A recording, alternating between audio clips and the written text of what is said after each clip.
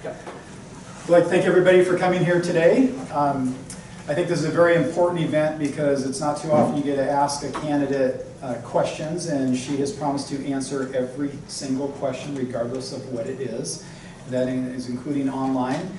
There's a Facebook live streaming session going right now at Regina Bateson for Congress. Is that correct? Yes. Yeah, I think it's through a Facebook page also. Through Facebook. And my name's Scott Alvord. I'm on Roseville City Council. I was elected in 2016. When I ran for office, I was not endorsed by the main groups in the city that typically endorse candidates.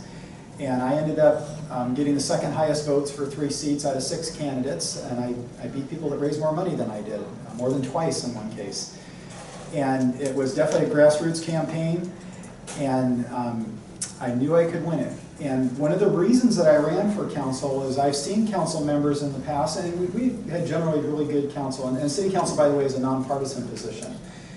But in the past, I've seen council members get elected, and then you never see them again. Maybe at big events or something, but you don't see them out in the community. You don't see them dealing with real issues out in the community, at community events, doing cleanups at schools and things like that. And I wanted to be a little bit different than that. And so when I ran, I promised that I would stay out in the community. And I think that's really important. We're representatives, and we need to represent our community. And when I met Regina, I met her fairly early on, and I was very impressed with how she spoke.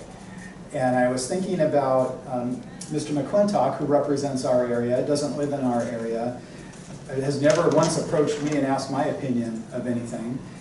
And I just heard a disconnect in both Republicans and Democrats. You just don't feel like they're being represented. And I was impressed with the question she asked. I was on city council, and we've got issues with the city, and she wanted to make sure she understood what was happening in the city, what kind of issues we had, some of the things that are planned down the road, how we can help.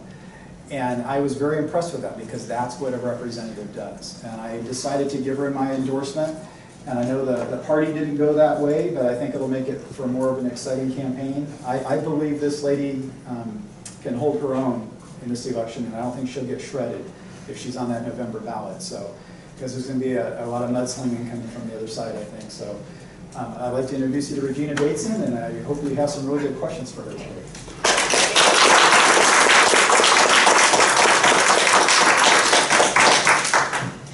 Well, thank you so much to Scott for coming out here during your weekend, and of course for your endorsement and support as well in the race. I'm Regina Bateson. I see a lot of friendly faces here, people who've been involved with the campaign for a long time. I do want to take a moment oh, hey, really good to see you. Yeah, we just had another city council member walk in the door, so that's a good thing here. Yeah, when I say that we're trying to have a good partnership with local government, it's literally happening right here in this room right now. But what I was going to say is that, not only am I here, 2 of our city council members are here, my husband Vivek is also here today, so I just want to take a minute to introduce him. Some people haven't gotten to meet him quite as much as they've gotten to meet me. So he's here. He's going to say a word or two and just introduce himself. I also, without his permission, I just decided to offer him up as well. So if you find that you have a question for Vivek, you can go ahead and answer it. He hasn't taken the town hall pledge. He's not actually a candidate, so I'm not going to make him answer everything. But if you're curious, what's it like to be the spouse of a candidate? What has his experience been like? What has he learned in the course of the campaign? By all means, go for it. It goes for people online or people in the audience. So I'll have Vivek just kind of say hi for a second and then give you a bit more of an introduction myself. So, hi everyone. As Regina mentioned, I'm Vivek Krishnamurthy, often known as Mr. Bateson, which pleases me enormously because, I am just so proud of Regina for standing up, for stepping up, for doing this really difficult thing, for putting herself out there and seeking an elected office that I think she would be incredible at. I mean, I've known her now for 10 years, and the thing that has always struck me about her from the first day that I met her is the strength of her character, her integrity, her moral core, and frankly, her energy. I mean, this has been an incredibly difficult and challenging undertaking for her, for all of us, but I support her 100%. I am so proud of her. I don't want to share her because I think she's so great. I wish I could just have her to myself, but this is the thing I want to do at this moment in history is see Regina specifically, but lots of other people like her be elected to public office. So I really, really hope that she has your support on Tuesday and beyond that in November as well. So thank you for this little opportunity, and I'm open to your questions too. So feel free.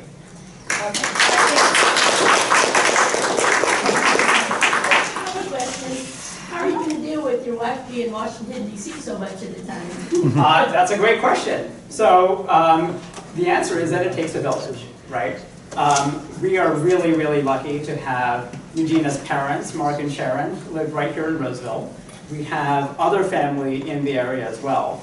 So, we will manage, right? We are going to, when we started to do this and, made the decision to run, we certainly considered what would happen if she got elected. And I mean, the truth of the matter is that campaigning is pretty intense. Being in office is going to be intense as well.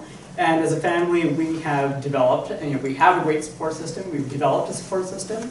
Frankly, we have a lot of friends and volunteers as well who provide us with the support that we need. So we're going to make it work, right? And I think it's really, really important. So one of the sacrifices that I think is important for me to make as a man at this moment is to have a woman succeed, right? And also someone who's a mother. Because one of the things that distorts our politics, I feel, is that we don't have enough young mothers and people with young families in Congress. So to me, it's crucially important that we send Regina and other people like her to Washington, D.C.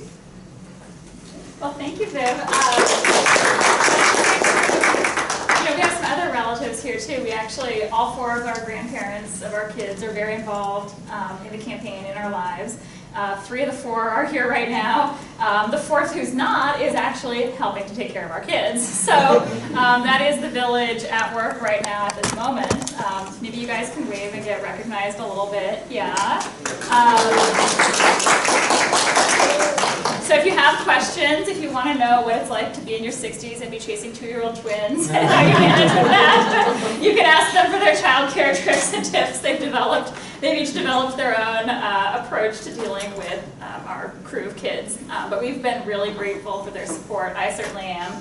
And I think it's actually been really good for our family that, sometimes if you're a parent, it's easy to be sort of too controlling or too fixated on small things with your kids. And I think it's good for them to have relationships with sort of all the adults in their family and get all those different influences. And our older son's learned to build a lot of stuff this year, for example, with my dad. So at any rate, feel free to talk to them afterwards if you have other questions. Okay, so we've already jumped into my personal life a little bit, but I'll take a step back and for anybody who's new and not already acquainted with me in the campaign, my name's Regina Bateson. I grew up right here in Roseville. And when I say right here, I really mean right here, because first we lived behind Oakmont High School, then we moved over to the Johnson Ranch area here, really close to Maidu Park. And as a kid, as a little Girl Scout, I was actually here for the groundbreaking of this community center, and went to the opening of the library that's right there. So it's literally true that I grew up with Roseville. Roseville has grown so much in my lifetime that I can remember here. And there are challenges that come with that, and there are challenges that we have to be realistic about addressing in the future, but I think it's a really positive story. I know that for our family, Roseville and the greater region here have been a really wonderful place to live, and that's why so many people choose to move here, choose to raise their families here or to retire here. And I think that we need somebody in Congress who's got that positive vision for the future. And too often right now, our representative, Tom McClintock, he just says no. He's not curious or not willing to consider how we can make things better here. And reasonable people can disagree about the how, right? You can have a discussion back and forth. How much do we invest here? When do we do it? In what order? But I think you need to have a basic shared vision of progress, of trying to make life better for people here in the community. So that's my commitment to the voters of the district. That's really my orientation.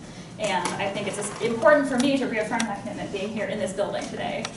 Because for me it's very symbolic that, when I attended the groundbreaking, quite honestly, I was with my Girl Scout troop. I don't think I really got what was going on. But, over time, this was literally where I took my dance classes. It was where I took my art classes. It was where I took my first aid class. that allowed me to build up my babysitting empire and, you know, kind of get queued up for going and working all these other jobs that I later worked here in our community. And so, you know, I've experienced how much it matters to have a community that's positive, that's forward-looking, and that's willing to make investments in its young people and in all the people that live here. And I think, you know, again, that's the attitude that I bring to this race and to the idea of representing our community in Congress. But with that, I would really love to take your questions. So there are little slips of paper around.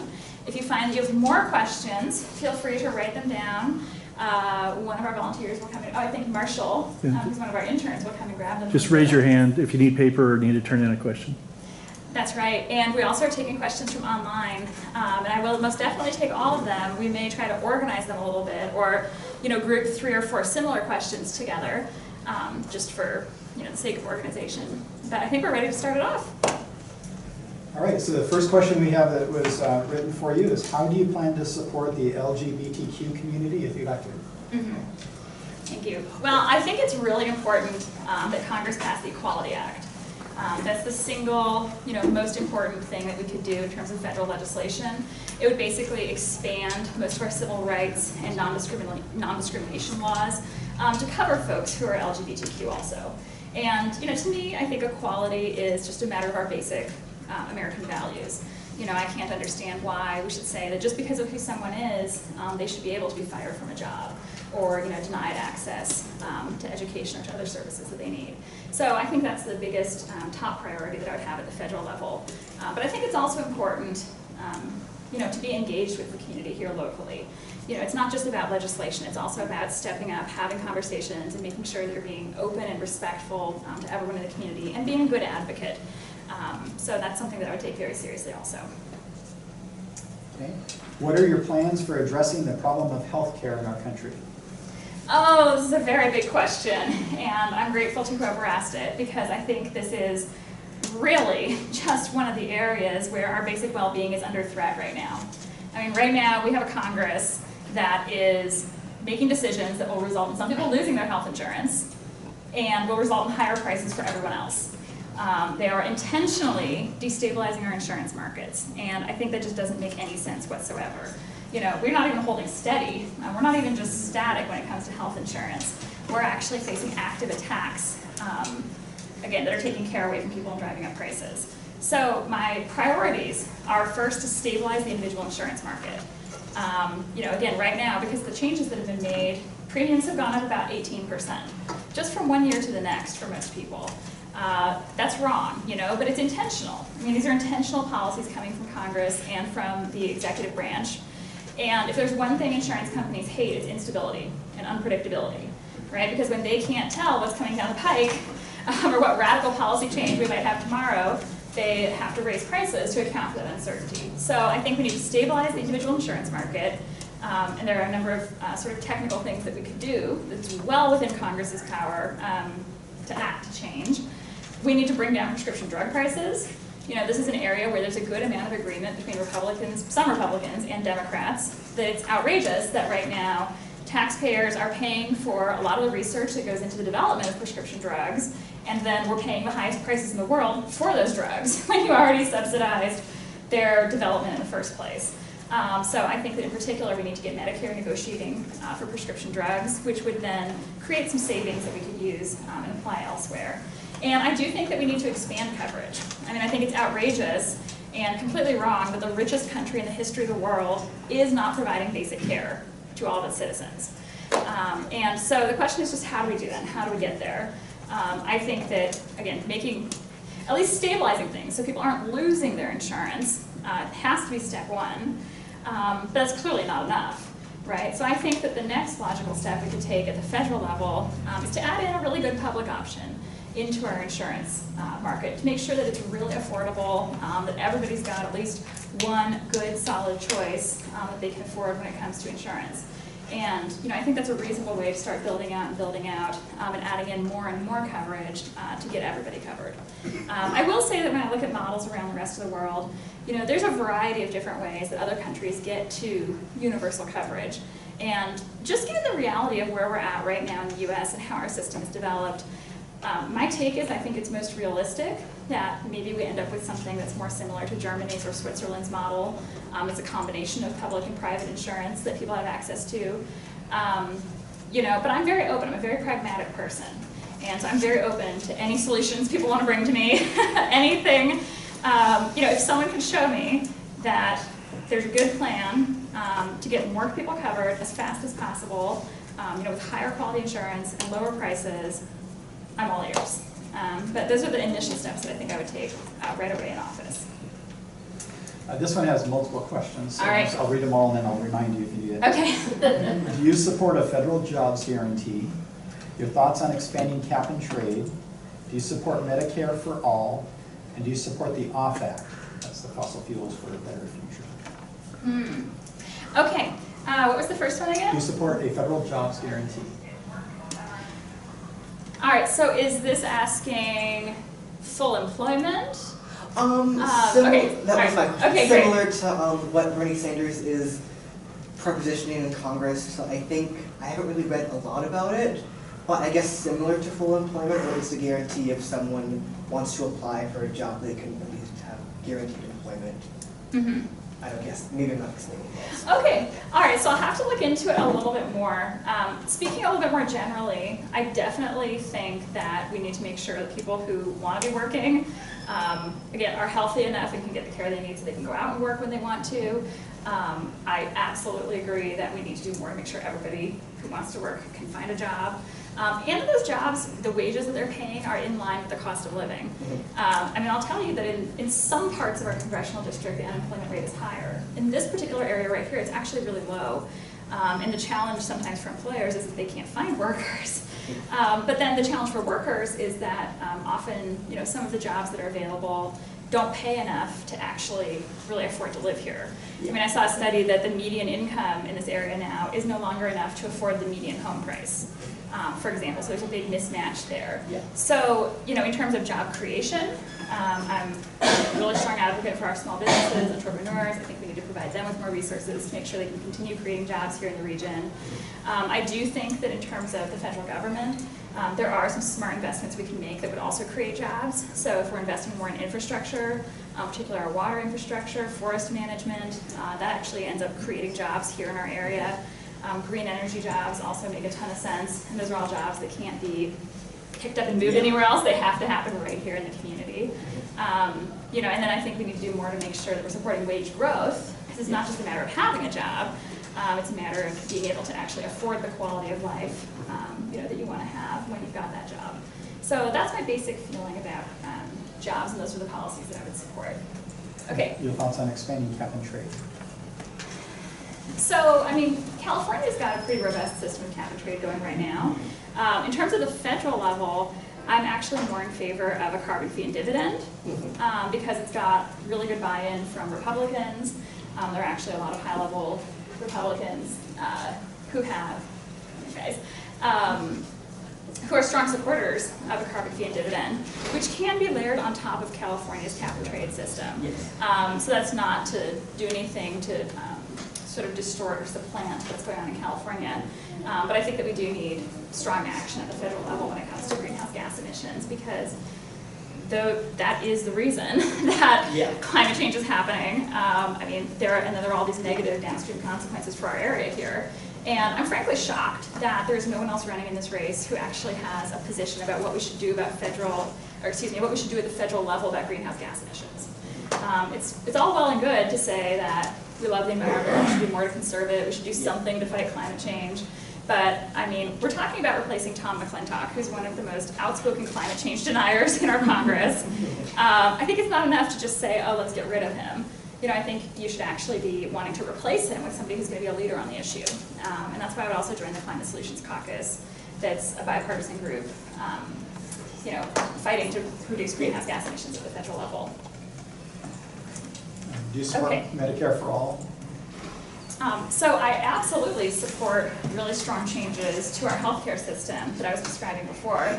I'll tell you that the Medicare for All bills that I've seen, I'm not comfortable with the financing plans for them. It's not clear to me how we would actually make this happen within the next, let's say, 2 years at the federal level. Which makes sense, because I've noticed that too. It's not so much disconnect, but it's a lot of wishful thinking and it's not a lot of actual playing. And it also happened last year too, with what was supposed to be our single-payer healthcare system, but fell through with that. Yeah, and it's true that states have tried, right? And states even have had a really hard time moving forward with this. So as a statement of values, you know, when folks come out and support that particular Medicare for All bill at the federal level and say, hey, this is a statement of values, this is a statement of goals, you know, I'm right there. I mean, again, I think healthcare's a right, I think it's a necessity, but I'm a very pragmatic person. And so my question is really, how can we do the most good for the most people in the shortest amount of time?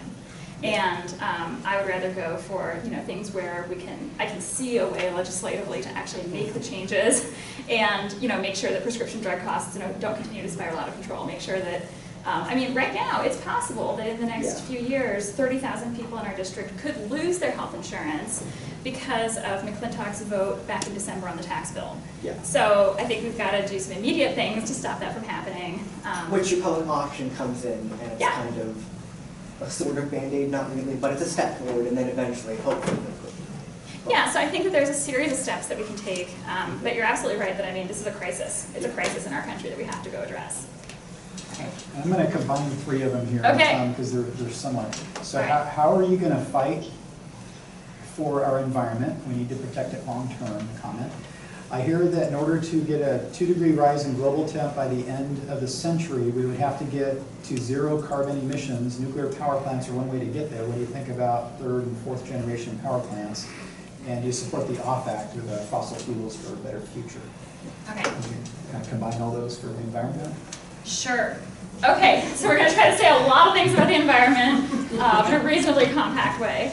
So I think it's important. I mean, climate change is a big deal to me, and you can see even our tiniest little handout that we have here that we leave by people's doors. You know, I was very particular and specific that I wanted to make sure the words climate change got on here. And this is hard because it's a tiny handout, and consultants will tell you you're not allowed to say very many things on a little handout like that. But you know, I do think that fighting climate change is really important. It's really important to our local economy. It's really important to our future and our well-being. And again, my commitment to fighting climate change is something that distinguishes me in the race. So, you know, I've talked a little bit about the carbon fee and dividend. But it's important also to note that there's a lot of other environmental issues at stake right now as well, and areas where we do need to see a big change. So Tom McClintock is the chair of the subcommittee on federal lands right now in Congress. That means that he is setting policy about our public lands, not just for our district, but nationwide. You know, that's an area where he is a threat and a problem to everyone nationwide.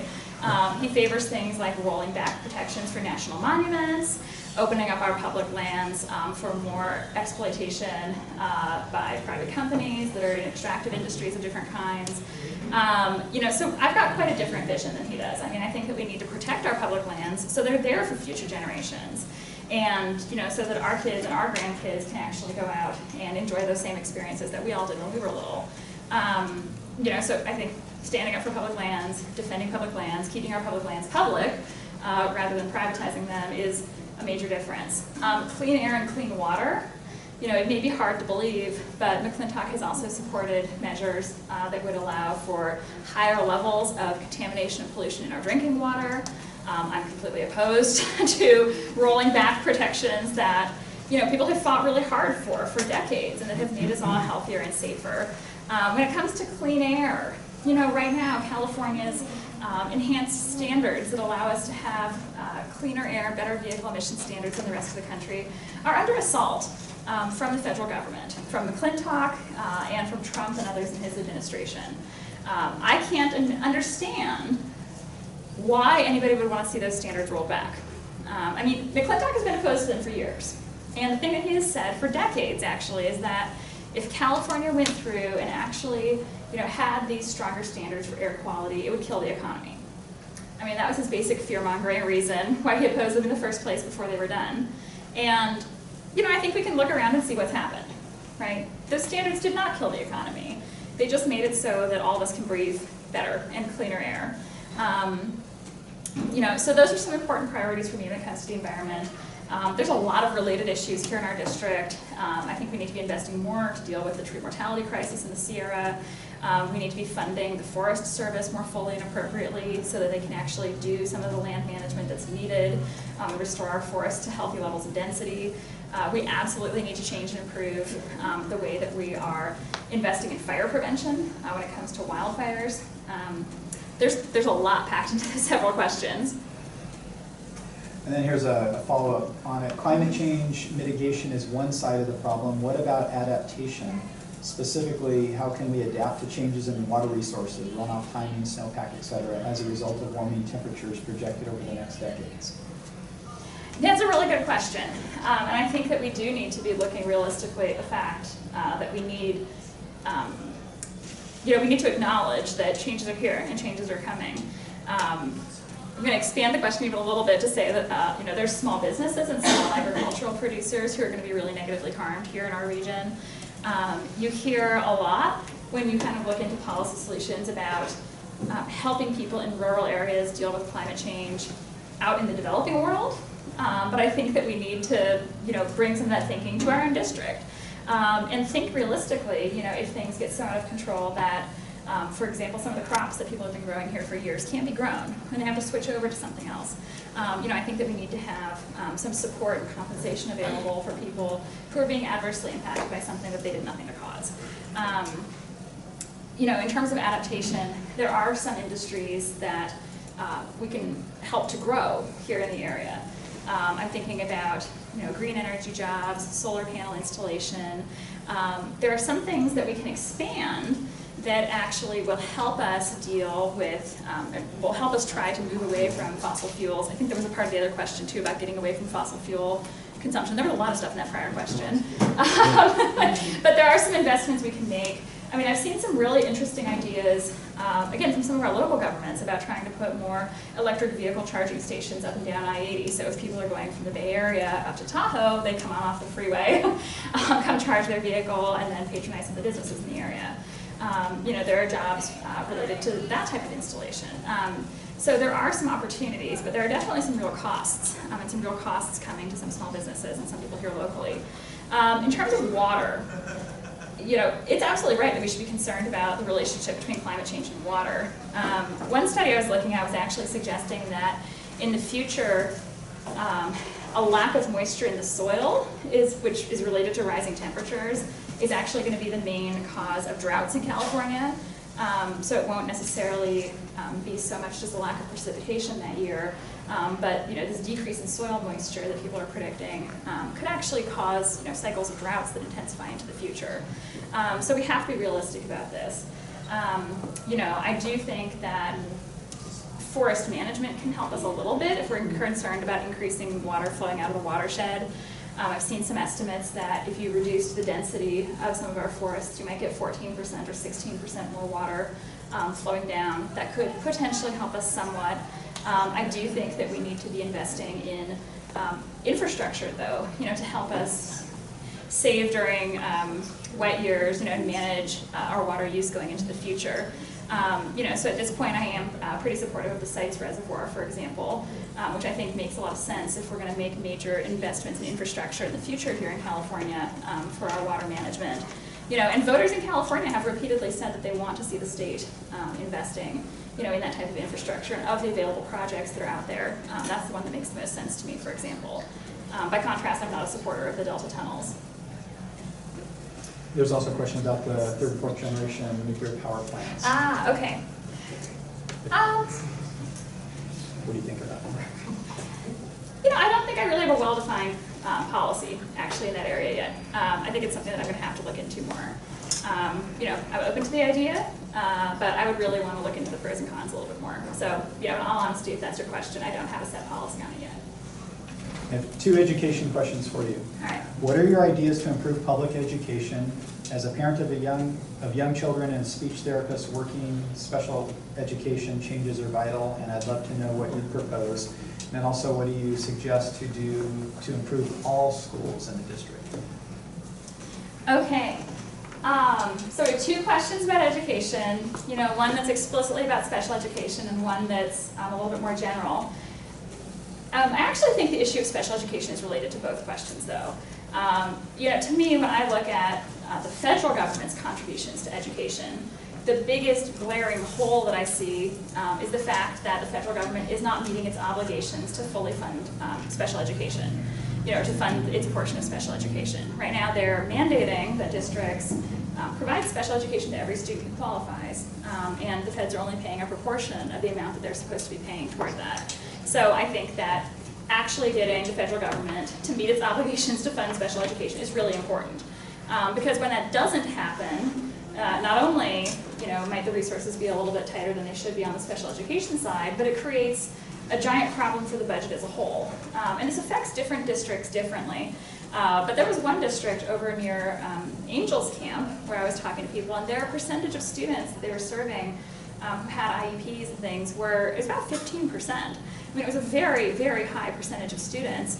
And when they're providing all these services, but the funding isn't there, they have to get the funds from somewhere else, right? They have to go cancel vocational programs, cancel, in that school's case, an agricultural program that had been really popular, take money away from arts, away from things that are seen as elective or optional.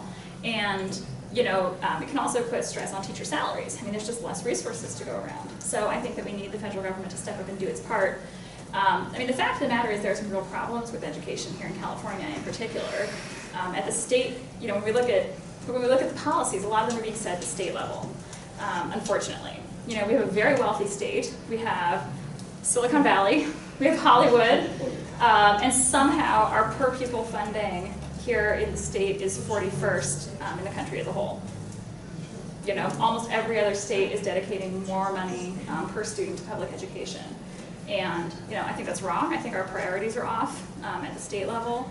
But that is, it's a matter for the state legislature. It's why your vote also matters when you're looking at who's going to be your state senator, who's going to be your representative in the assembly, who we're electing for governor and for other statewide offices.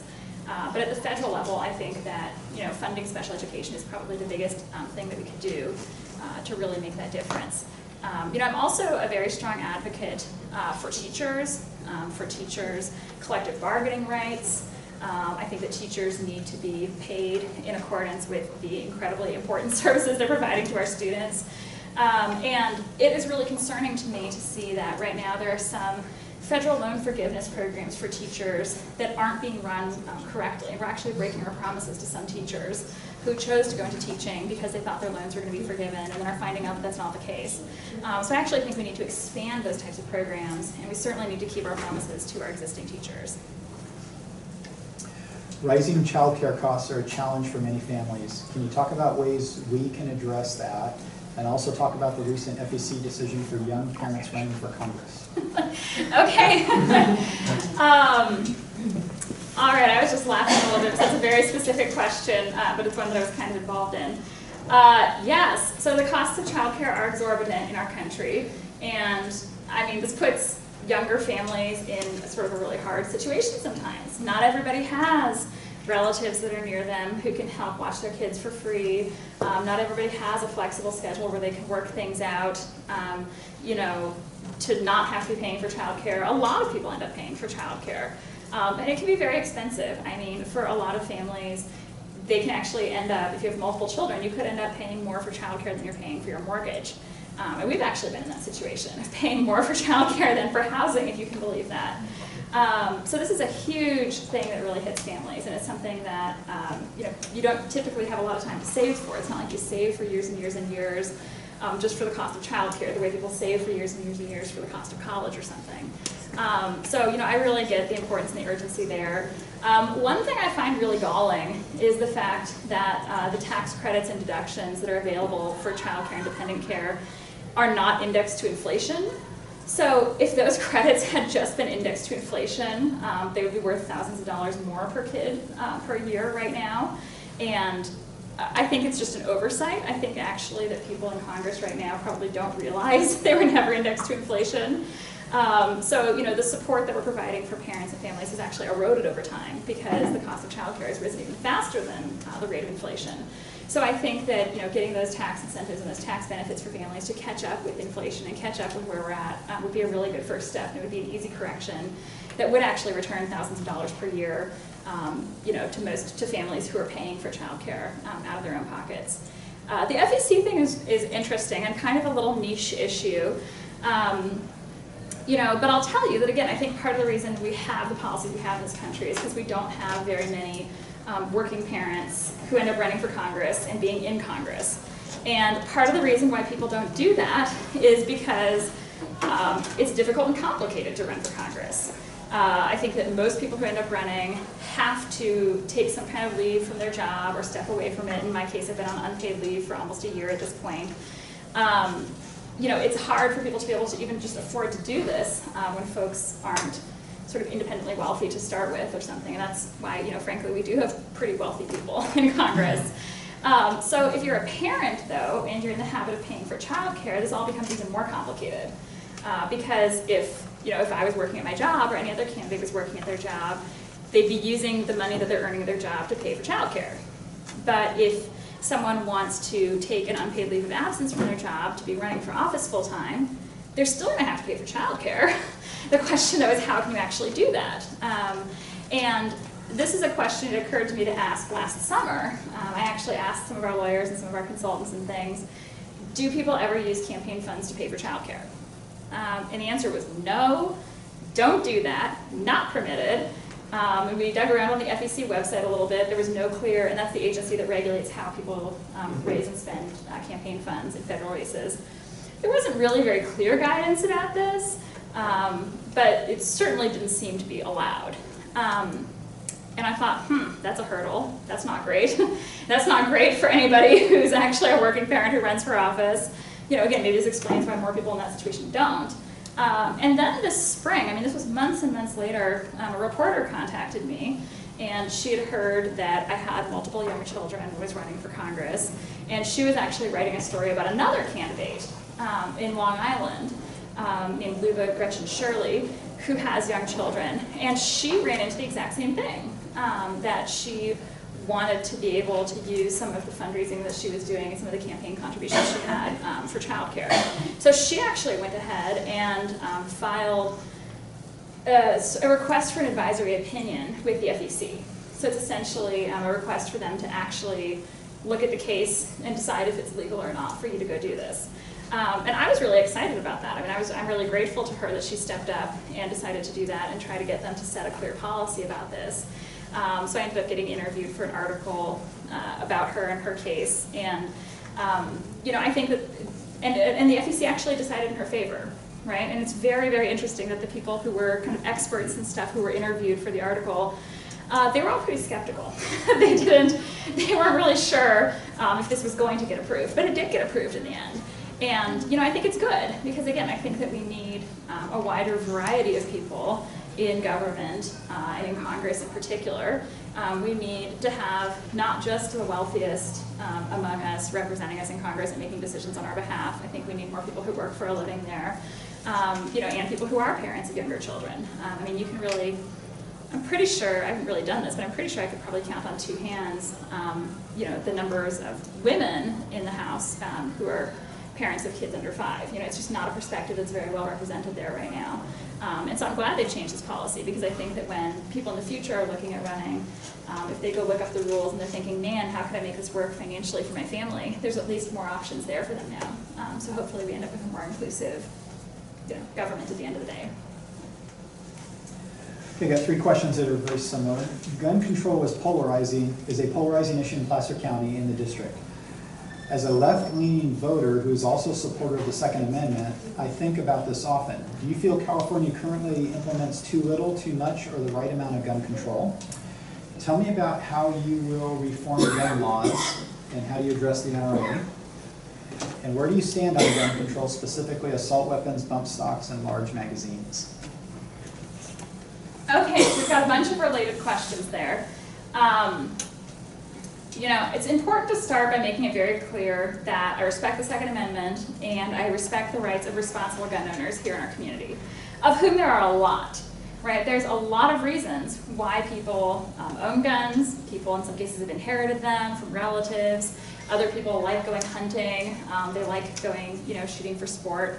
That's perfectly fine, right? There is this impression that you know, gun safety and policies to encourage gun safety are polarizing. I would actually push back against that because there are some things that we know most people agree with, even most gun owners, even most NRA members. So the number one thing there, the number one policy that most people agree with is universal background checks. Here in California, we already have a really good background check system in place. So this partially gets to part of one of the other questions. But the problem is that that's not the case nationally. And there are other states where just about anyone can buy anything. And then those guns that are bought without background checks actually find their way back into our state in some cases. So Nevada, that's right next door to us, has extremely lax laws and is one of the top exporters of crime guns in the entire country.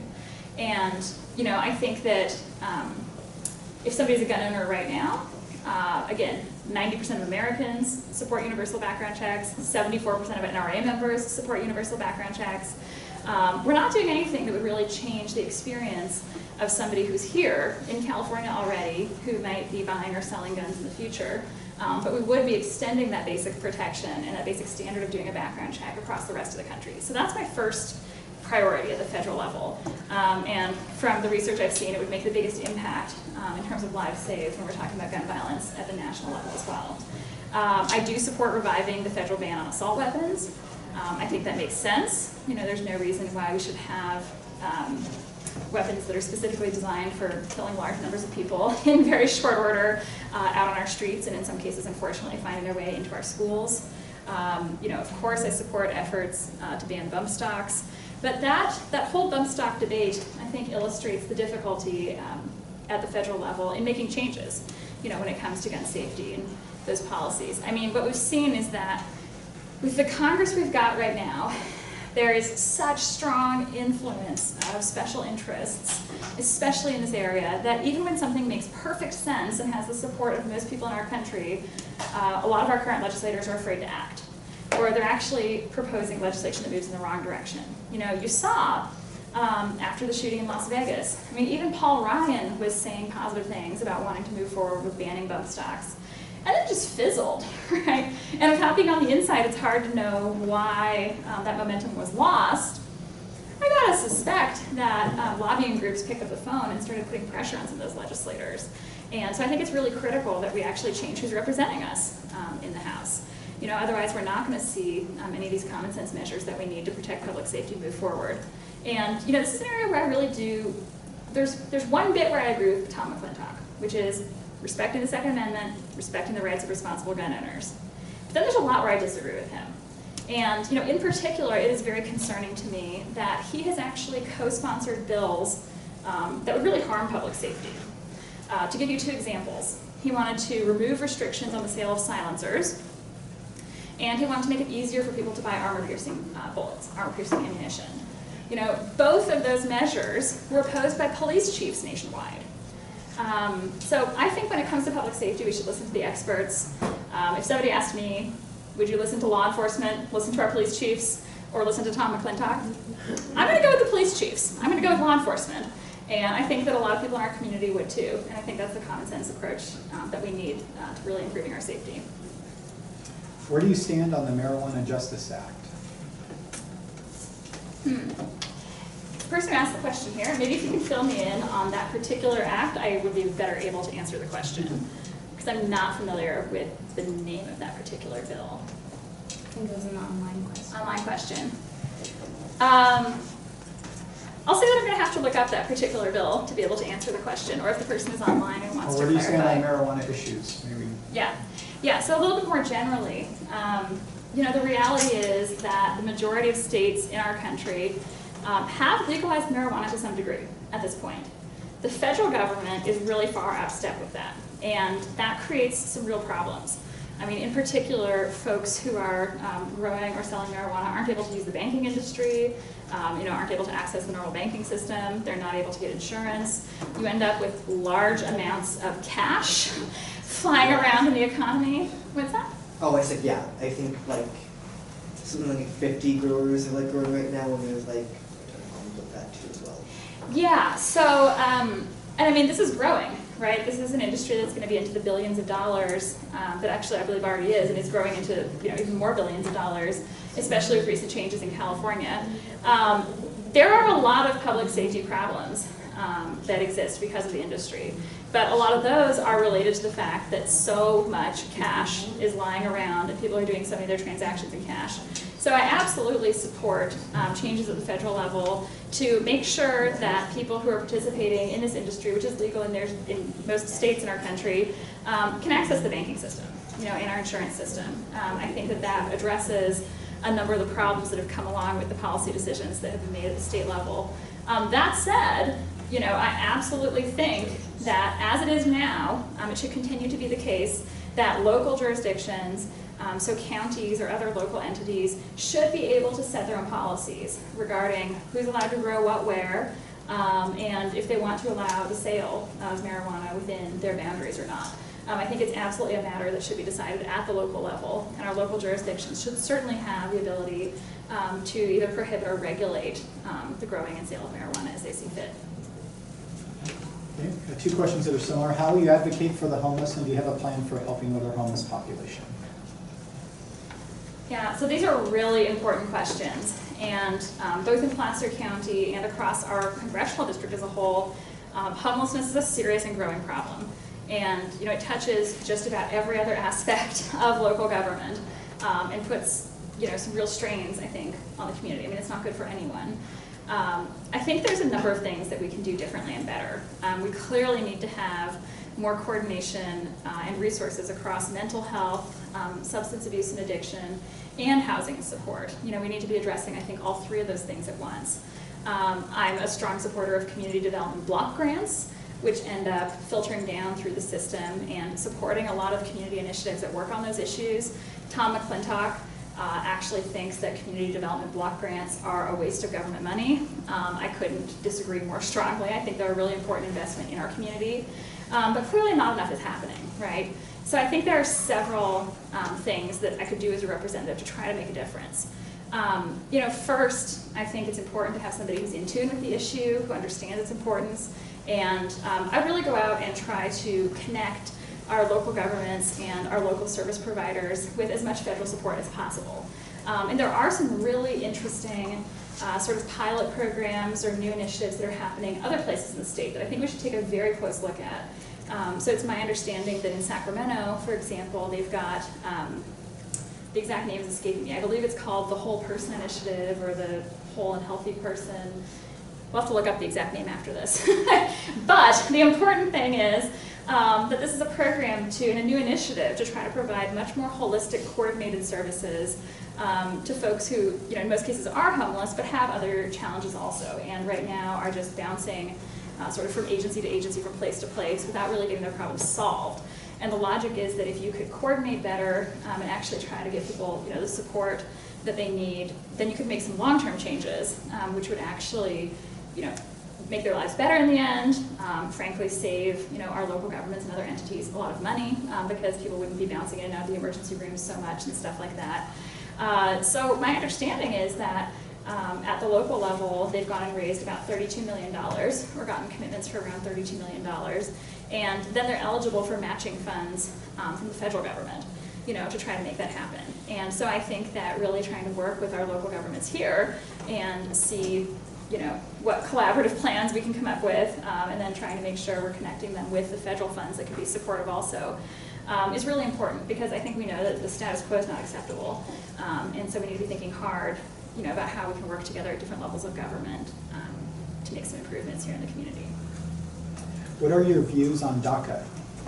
My views on DACA. I think we need a Clean Dream Act, which means that we should set in place protections for and a path to citizenship for our dreamers, and that we should do that separately from dealing with any other issues of border security or immigration reform as a whole.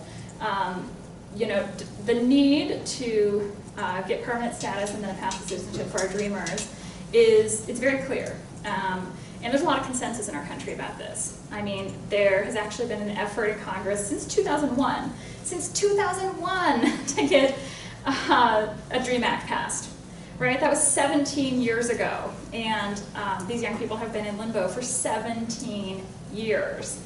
It's high time that we actually just pass a Clean Dream Act. Again, the majority of Americans support this. The votes are actually likely there in Congress already.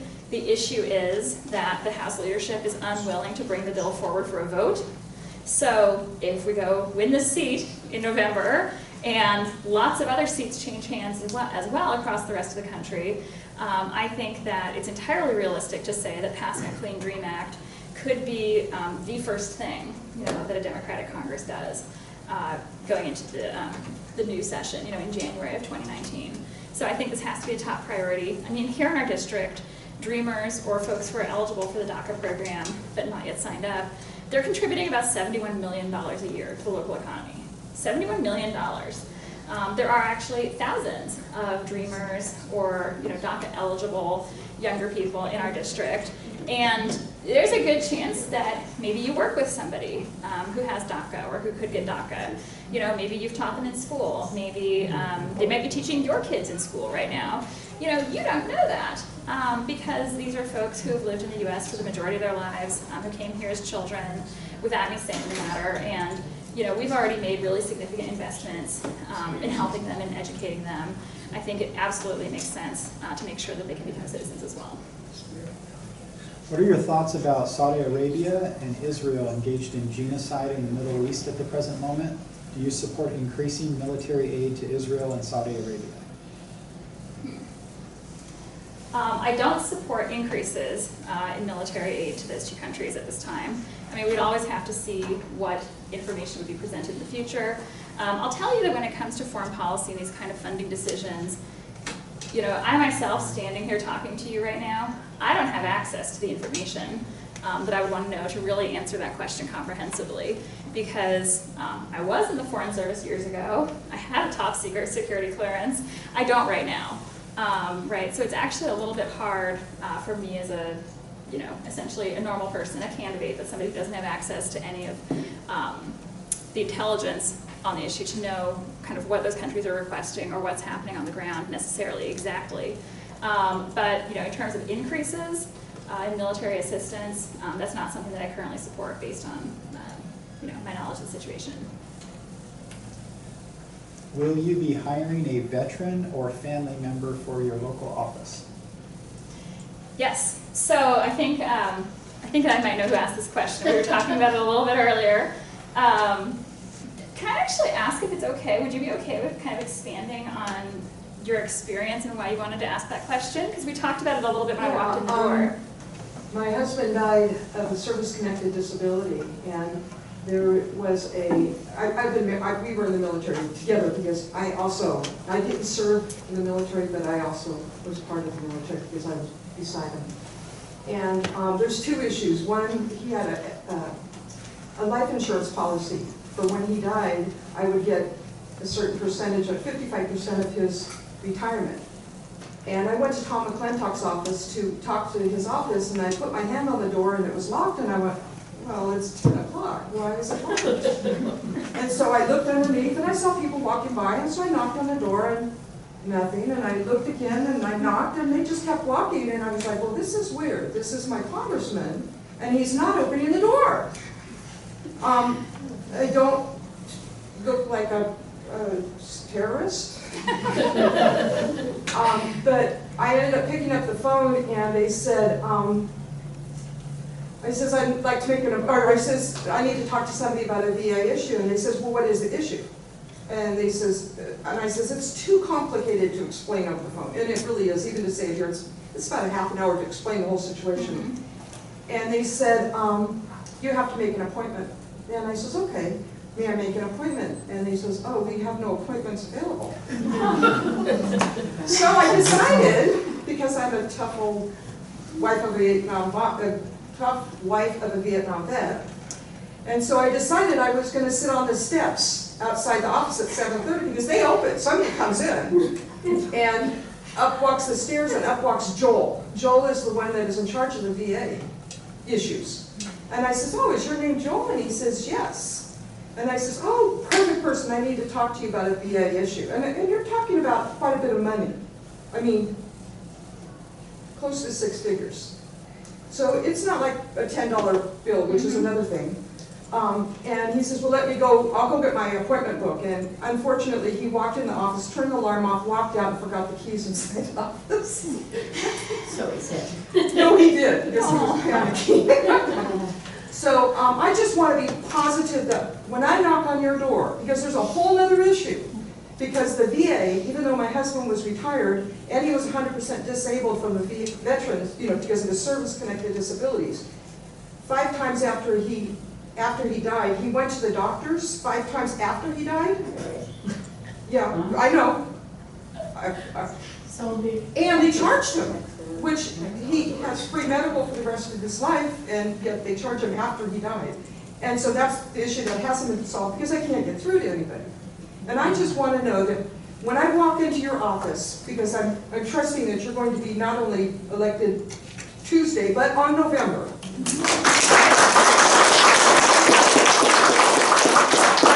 I could walk into your office and I could talk military talk to somebody there. I don't want to talk to somebody that doesn't know anything about military. I want to know that somebody's going to be in that office that knows about military benefits. Okay, yes. So thank you so much for sharing that all, because I think there's actually, that whole story just illustrates several things that have gone wrong, right? And several things where I think that people here deserve better and should expect more of their representative.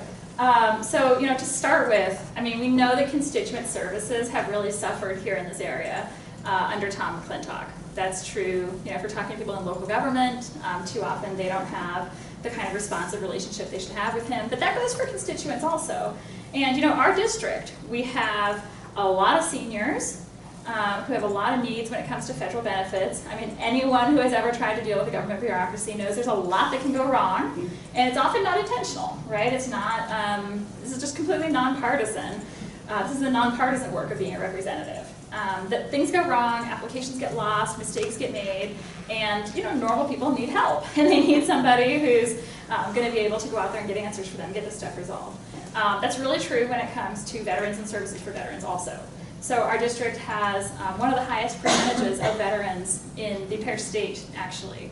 We have more than 54,000 veterans here, and I mean, as you illustrated, it's not just our veterans that need help and assistance and services, it's their family members too.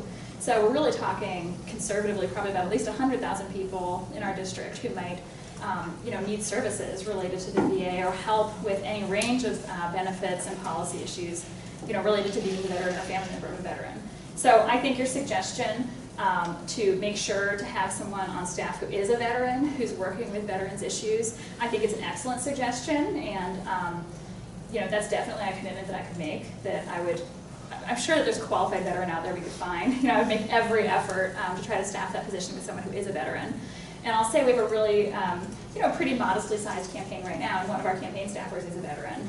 So that's definitely something that I think is really a positive asset to bring to a team. And I think you're exactly right, that having somebody who has that experience and perspective in that role would make a lot of sense.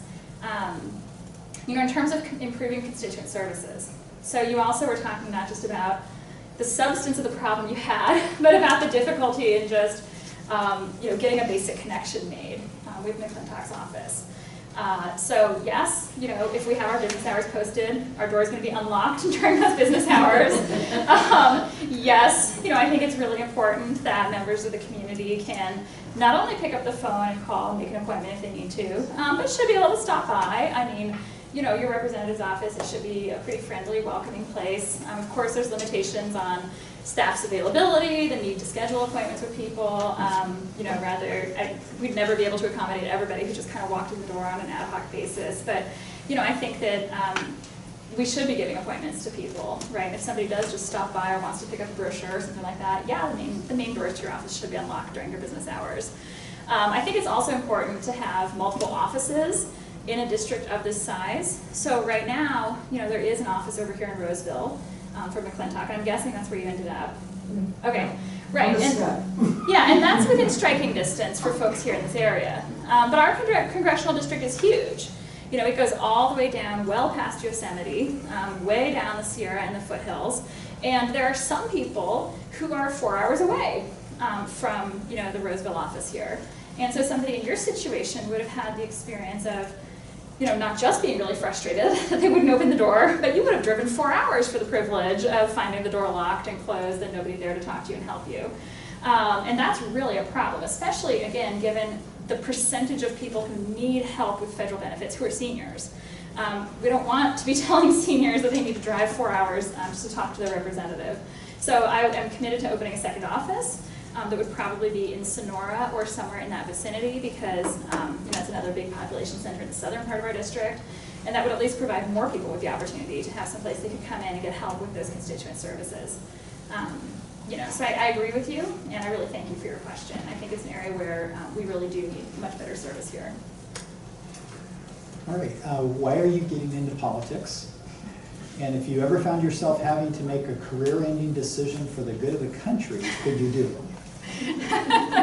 This person is undecided, by the way. All right, so I'm sorry to I didn't mean to laugh at the question. I was only laughing because I never actually really made a choice to get into politics. I think that any reasonable person, I'm going to give you some advice, okay? Somebody comes up to you and says, you should get into politics. Here's what you should say. You should say no. You should say no way. Under no circumstances. And then they'll persuade you, maybe they'll eventually convince you to run for something. I mean, I'm just joking, I'm not trying to discourage civic participation, but it's, for me, I really liked the career that I had before this. I really liked the research I was doing. I really liked teaching students. I wish that our country was on a better trajectory. I wish we had great leaders in Washington. I wish, we had people in the White House and in Congress who were standing up for our basic rights, who were, working to make life better for people in every possible domain, whether we're talking about healthcare, education, the environment, jobs, Social Security, Medicare, the list goes on and on. But that's not the world we're in. And, after the 2016 election, it really just became clear to me that this is an emergency, I think, in our country right now. I mean, our democratic institutions are under assault like they've never been before. We've had, a foreign government meddle in our elections, and we don't even know the full story yet as to what happened in 2016, and yet here we are barreling into another election cycle. We've got wild, racist, discriminatory language coming out of the White House, which I think should offend everyone as an American and anybody who cares about equal rights, and our Constitution, frankly. And we need some checks and balances. I mean, we really, I think, need to have a Congress that's going to stand up and, be that check against the executive branch right now. And so I was just thinking about this all after the 2016 election, especially because I was really concerned about my kids and about the future they're going to grow up in. And, I really felt that down the road, that they're going to turn back and ask me one day, what did you do? What did you do to really make a difference right now? And I think we're all going to be asked that question. Everybody's going to want to know, how did you vote in the elections that are coming up? Did you go out volunteering? Did you stand up and do anything? Did you get involved? Did you come out to an event like this? I mean, this is a really historic time in our country. And, right now it's a historic time in ways that I think are mostly not good. But we have the opportunity to make it, ultimately, a historic time with really positive, lasting consequences for our country, a time when a lot of ordinary people stepped up and got involved and really made a difference. So that was really my motivation. I took a look around and said, what's the highest impact thing that I could do to really make a difference? And I came back to Tom McClintock. I've had disagreements with him for a long time. Back in 2012, he actually voted to take away some of the funding or cast the vote that would have resulted in funding being taken away for a fellowship that I had from the National Science Foundation. I really disagreed with that back then. That kind of put him on my radar screen, and I've been following him ever since, and just really felt that he's out of step with the basic needs of people here, whether folks are Republicans or Democrats, and felt like he should face a real challenge this year. The main reason he wins by wide margins is because people don't run against him in a serious way. And so I decided, okay, that's the biggest thing I can do. That is the highest impact thing that I could go out and do right now. And so for me, it was a hard decision to step away from my career. I was a tenure track professor at MIT, and like I said, I really enjoyed my work. I wish I could have kept doing it, but I feel like this is important right now. to be doing. So that's why I decided to step up, and I would phrase it as step up and run for office right now. I haven't really made any permanent decision to, quote, become a politician, and in fact, I aspire to not become a politician. I think that we need people in government who have the perspective of normal people more, and who are good and competent and qualified leaders, but not just sort of political insiders who are part of kind of the same soup of people that we already have. So I think it's important to bring that fresh perspective and to keep it. I think it's also a real asset if you're going into Congress to be somebody who's got another career that you'd be happy to go back to. So I think maybe the gist of the second part of that question is, if I had to go cast a hard vote or do something that was going to cause, I don't know, my own party to get upset with me or something like that, would I be willing to do that? I would risk my own reelection. The answer is yes. That I actually would be fine with going back to teaching and doing research at some point in the future. That's something I really enjoy. Whereas when you have someone like Tom McClintock, Tom McClintock really has only been a career politician his entire life. He first went into the state assembly in 1982. He's then bounced, through different positions, mostly in the state legislature here in California, and then came over and ran for Congress because he got termed out of the state legislature. And he ran in our district even though he's not from here. And he's never even bothered to move here in the years he's been serving us in Congress. But someone like that, politics is his only career. He doesn't really have any other options. And so, if his own party comes to him and tries to sort of control him or influence him, he's going to be a lot more susceptible to that. And in fact, he does take special interest money and things like that in large quantities. Whereas the campaign that I've run is completely different. So we have no PAC money. We're completely a grassroots campaign, funded by and supported by people here in the community. And so it's really you guys that I'm loyal to, and you guys that I answer to. And I think that's the perspective that we need. And that also means, though, that I have the independence to be able to stand up and make my own decisions. And I'm perfectly willing to do things that are controversial if needed, but really committed to standing up for and acting in the best interests of our district here. What separates you from your opponents? All right, well, we've talked a lot about Tom McClintock here today so far. Hopefully you guys can see that there's a lot that separates me from him. I would say the biggest difference there is just a dedication to and connection to and loyalty to the community here, which is completely missing when we're talking about McClintock. If we're talking about the various different challengers, in one case a Republican, in all other cases Democrats, who are running in Tuesday's election, I think that the main thing that separates me is being a credible, qualified candidate who's going to have a good shot at beating McClintock in the fall. I was really honored and humbled to earn the endorsement of the Sacramento Bee and the Modesto Bee, and the Sacramento Bee in particular pointed to exactly that. I think they did a very fair job. I think it's a really nice column to send around to your friends, or if you have friends who are confused and can't figure out there are all these Democrats running, I can't make heads or tails of it. The Sacramento Bee's endorsement column, if you actually go through and read it, I think it let everyone put their best foot forward, gave everyone a really fair treatment, and highlighted everyone's positive strengths. But they did come out concluding that I would give Tom McClintock the toughest battle in the fall. And I think there's several reasons why I'm better positioned to do that than anybody else who's running. So, first we were talking about our grassroots support here in the district, not being sort of a political insider, party insider. In contrast to the other main Democrat who's running, my campaign is not sponsored by a PAC that's based in Washington, D.C. I don't take PAC money, and I think that a lot of people are really hungry for real independent grassroots voices in our government. Also, if we're going to win here, we have to be realistic about the fact that our district is 29% Democrats. Pause and think about that for a second. 29% Democrats. And we don't want to go get 29% of the vote in November. We want to go get at least, 50.1% of the vote in November. Ideally, maybe 51%, 52%. So where are those other votes going to come from? The answer is that, it's not enough to have a candidate go up against Tom McClintock, who's got the support of the Democratic Party establishment. And that actually might be a problem in some ways. Because we need a candidate who's going to go out there and really be able to reach out to independents, to nonpartisan voters. Go talk to and find common ground with some of our Republicans. There's a whole brand of Republican here who I like to call the reasonable Republican. These are folks who care about health care, agree that it's not a good idea to be taking care away from people and driving up prices for everyone else. They understand science. They get the reality of climate change and the urgency in addressing it.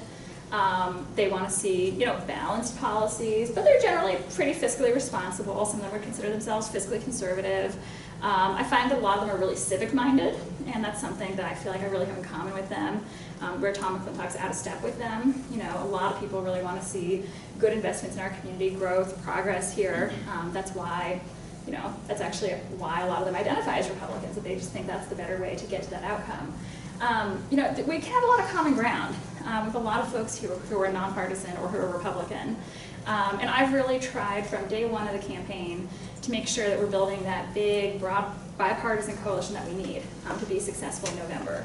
So that's why I'm the only person running, for example, who's committed that I would join the Problem Solvers Caucus. And that's a group in Congress that's half Republicans, it's half Democrats, and they just try to prioritize a few key issues at a time, where we actually need to find solutions and work together, and push through. And I don't think it's a good idea to go from being represented by someone who's one type of extremist, and really tied in with special interests and kind of party insiders on one end of the spectrum, and then flip straight over to the other kind of extreme end of the spectrum. I think that a lot of people want to see less gridlock in Washington. They want to see a government that works better. And joining the Problem Solvers Caucus and actually being someone who's able to build those bridges in Congress, means that we can appeal to those folks and we can talk to them and hopefully win over their votes and their support. On policy stuff, I would say that there are two differences between me and Jessica Morse, who's the other Democrat running the highest profile campaign in our district. Those two differences are on climate change and on healthcare. So I sort of alluded to this earlier, but unfortunately, let me back up a second. I do believe, or at least what I see of the materials that she puts out, that she loves the outdoors. She enjoys hiking, she enjoys backpacking, fishing, skiing, camping, that kind of stuff. We've all heard about hunting also. But I think it's not enough to just say you like the outdoors. I think that the next logical question is, what are you going to really do to protect them and to fight climate change? And we've had multiple candidates for there's never been a debate, so I've never gotten to ask this question in the direct way that I would like to.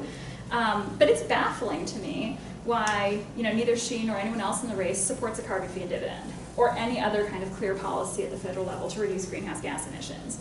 It's baffling to me why you would send out environmentally oriented mailers and campaign materials and not even use the word climate change on them or even allude to climate change. So I think that we really do have different priorities. And this gets back to one of the prior questions, but if you're in Congress, unfortunately in the House, people are constantly running for re-election, right? You win one election and then the campaign for re-election practically starts the next day. And so if we actually want a representative who's going to be willing to go out there and be a leader on climate issues, you should expect to see that person as a candidate making climate change a priority and being willing and able to talk about the issue and to emphasize it in their communication with voters. Because otherwise, once you're in office, how are you going to stick your neck out there and make those really cast the votes that we need cast, I think, for our community here, if you haven't even been willing to bring up the issue in your campaign very much. So that's a difference. On health care, I've been very consistent about my views about how we actually can stop the attacks on our care and then build out more coverage and bring down prices like we were talking about before.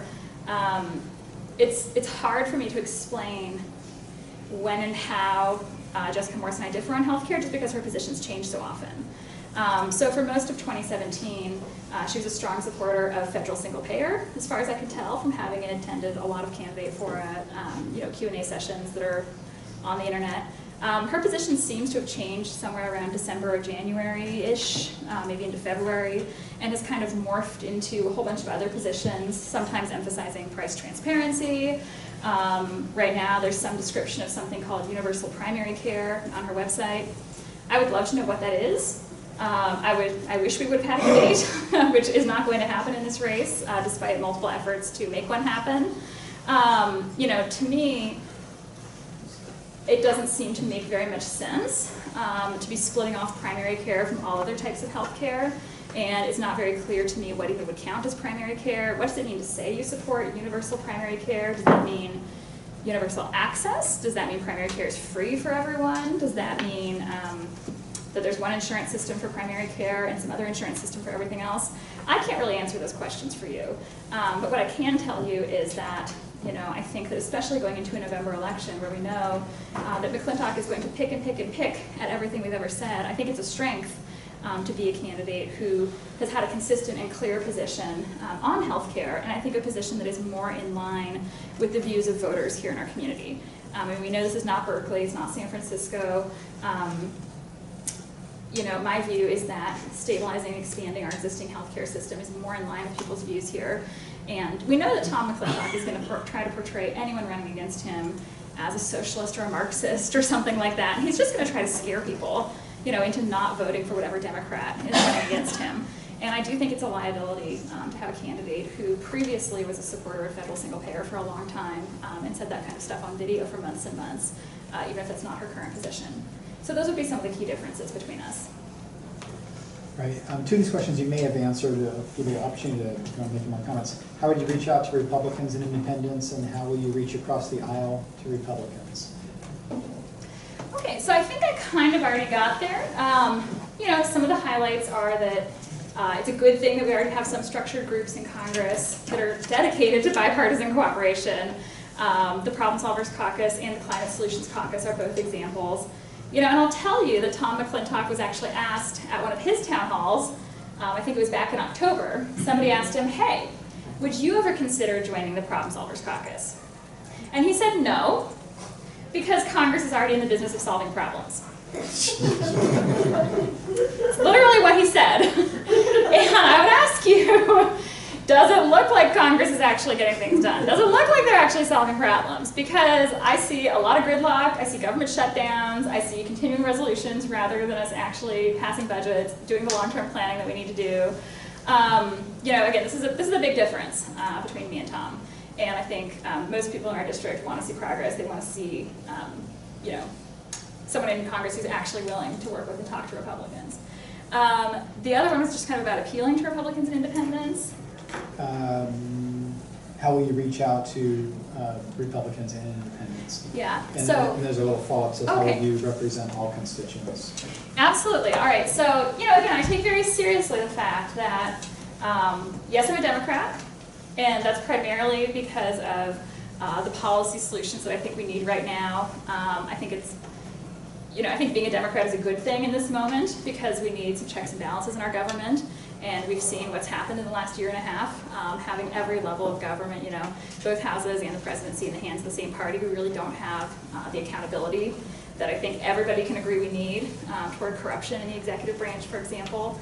But I'm not a Democrat because I'm real tied in with, sort of party elites or that kind of stuff. I mean, I'm a pretty independent-minded person. And that's what I always try to convey to people who, maybe consider themselves independents or are Republicans, that our campaign tries to be really inclusive. That's why our logo is the golden poppy. It's orange. We're using orange and green, not using blue, because I think blue is polarizing. I tried to go with something that conjures up the idea of pride here in our region, pride in our community. Because the reality is that everybody's got multiple identities and multiple things they care about. Right? So some people feel like they identify with a political party. And that's totally fine, and for some people that's the Republican Party. Maybe their parents were Republicans. Maybe they just kind of randomly registered as a Republican 20 years ago or 30 years ago and have never gone and changed that registration. Maybe they actually like some of the positive values that the Republican Party has stood for historically. Maybe they feel like it's more patriotic, or they're concerned about fiscal responsibility. I get that, I know that there's a lot of positive reasons why people might be Republicans. But there's also a lot of reasons why, a lot of those folks are concerned about our country just like anybody else right now, and concerned about our community. And the fact is, you might have your party identity, but then I think most people would say that they also really care about our community and about our region. And, in this House race coming up, this is a situation where those two things are in conflict with each other. Just voting party line, checking the box for somebody who's got an R by their name, means voting against your community. and it means voting against the basic needs that we have here in the community. And so I really try to emphasize that with people, that if you're a good civic-minded person who wants to see progress and smart investments in our community, you need to be sending a representative to Washington who actually cares about the community, and that's what I can offer. And we've already seen a really strong response from folks who are nonpartisan and even folks who are Republicans. I'll tell you, I was talking to a couple of our volunteers the other day, and they were kind of disappointed that they hadn't gotten mailers from us in the mail in the run-up to the primary election. And I tried to talk it through with them, and I tried to say, but where do you actually live? Are you a mail-in voter? Do you vote in person? I was trying to figure out why they hadn't gotten anything. And then they finally volunteered up that they're registered Republicans. And I said, fact of the matter is that for the primary election coming up, we had to be strategic about deciding how we're going to spend our money, who we're going to target with the most mailers. And so we did put more of an emphasis on people who are registered Democrats or registered NPPs. For the general election, of course, we'd be talking to everybody. But it was funny. It was funny that had never come up before. And they both just said, oh, well, that was a long time I registered, a long time ago. I didn't really even think about it until now. But it took us a long conversation and actually months of knowing each other to get this point out into the open. So we've already got a pretty bipartisan campaign, and that's the coalition that we're going to continue to grow in the future. Okay, I have 3 questions that are similar. Tom McClintock has not been very responsive to his constituents. What would you do to hear from your constituents, to understand their concerns, and to share with them your plans to address them? How would you plan to keep in contact with your constituency? And after you're elected, will you continue to be open and transparent? Yes, yes, and yes. Those are all great questions. So, I'm the only person running who's actually taken the town hall pledge, which it's a pledge put out there by an organization nationally to try to get representatives to be more responsive to their constituents and actually commit to holding town halls on a regular basis. I can't remember the number they recommend. They recommend 4. Wait, how many do they recommend per year? I think the basic, yeah, exactly. So the basic commitment they ask for people is to do 4 town halls per year. I had already decided before they even came along that I wanted to do 10 town halls per year, at least, and that's because we have 10 counties in our district. And I think it's important to get around and actually, have a session like this at least once a year in every geographic part of our district. Because right now, Tom McClintock has not had any kind of public Q&A session in the greater Truckee area, kind of the Tahoe-Truckee area, in years, as far as I understand. It's been something like 3 years, and I think that's completely unacceptable. So holding regular town halls and being committed to doing that is the first thing I would do.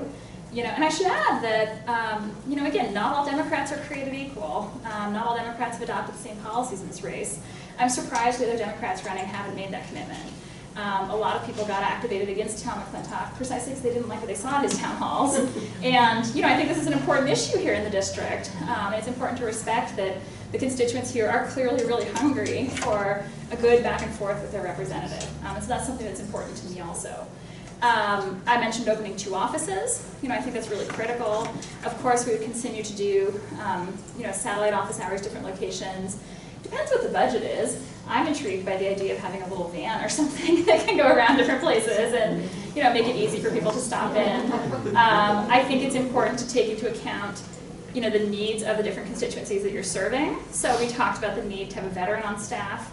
I think it's important to have at least 1 Spanish speaker on staff, and especially because the Tahoe-Truckee area has a really high proportion of Spanish speakers actually up there. So I would definitely make sure that whomever was our, at minimum 1 person who speaks Spanish very well on staff, I'd love to have more, that we've got somebody who's bilingual, who's dealing with the parts of our district that are the most bilingual. I think that, thinking about that match makes sense.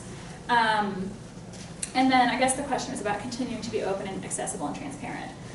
The answer is yes. That would absolutely be my goal, and I think that giving you that direct line to your representative is an important part of that. I think it's also important to be open toward the media, and that's something that I do right now in the race. I try to be pretty open and transparent with reporters, invite them over to our office sometimes if they're working on a story, just let them observe things. I'm a pretty transparent person, and it was shocking to me, frankly, shocking that Tom McClintock decided not even to participate in the Sacramento Bee's endorsement process. I was blown away when their endorsement column came out. This is another reason it's really interesting to share that column with people, because they go through and talk about how they tried to invite him to participate in their endorsement process in this race. He would not be interviewed in person, would not be interviewed on the phone, would not even respond in writing to questions, would not send a written statement to them, and the only thing he was willing to send to them was a statement saying he did not want their endorsement. And I think to me that just reflects a real lack of interest in communication with your constituents, not even being willing to be in communication with the largest newspaper in your region. I just think it's not the kind of behavior we'd expect of a representative. So I would work hard to be accessible, to the media as well as to our constituents here. Will you be locked into your positions / opinions like TikTok Tom? No. No, I mean, I'm a pretty open-minded person, and I think that, being a researcher and being somebody who comes from the world of evidence-based decision-making, I have a real belief in making public policy based on the best evidence that's out there, and I think that that actually opens up a lot of room for conversations with people, maybe even people who disagree with you to start with, because if you're really just locked into your ideology, frankly, in most conversations in that case, there's not much someone else can say to sway you, right? Because if someone just has a belief, someone else has a belief, you can say, okay, I respect your views, but there's not as much really to talk about necessarily, or to really kind of work together. Whereas if you're a pretty evidence-based person, a pretty pragmatic person, then you can always have a question about, a conversation about, okay, so how does this really work? If you've got an idea, even if it's not the idea that I support to start with, I'm always curious to know, but how does it actually work? Is the budget there for it? Where does the funding really come from? Would it really save us money in the long run? What would it really accomplish? And when you're operating in that kind of fact-based world, it's a lot less personally threatening to other people. There's a lot kind of fewer heightened emotions. And I think that really, opens up room for collaboration and getting things done. And that's what we're missing right now from McClintock. You seemed to be very popular among local Democratic clubs. What happened at the convention, and why didn't you get the endorsement? Okay, so this is a question about local Democratic Party politics. To get a sense, how many people here are actually members of a Democratic Party club in the area? I was. Okay, so we have one ex-member. You're probably a member. Yeah, okay, we have one member. We have somebody else in the back who's a member. So this is kind of an inside baseball question to start with. So we should just preface it that way by saying that, the internal dynamics of our Democratic Party clubs and things are not top of mind for most voters here in our district, nor should they be. I think that there's a lot of other more pressing issues that are certainly my top priorities.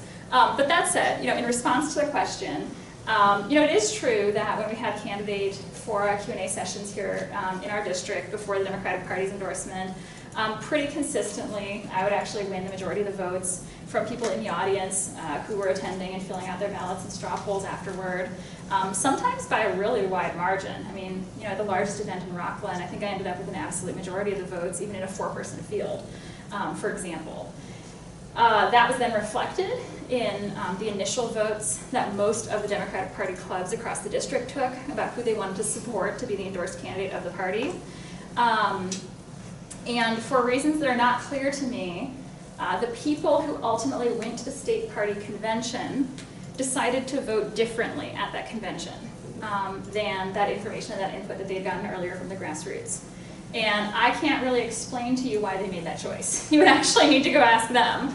But we ended up with a situation in our district where, strangely, the delegates who went to the state party convention cast their votes differently than the club members and the actual grassroots Democrats, by and large, had here in our district. So that was how we ended up with this weird split between the California Democratic Party at kind of higher levels and a lot of our local activists. It's important to note, though, that the actions of the California Democratic Party have been, frankly, a little strange in a lot of races this year. We have a situation in Southern California right now where there's another congressional district, of course, with multiple Democrats running. And you want to see a circus, you should go take a look down there. This is Rohrabacher's district.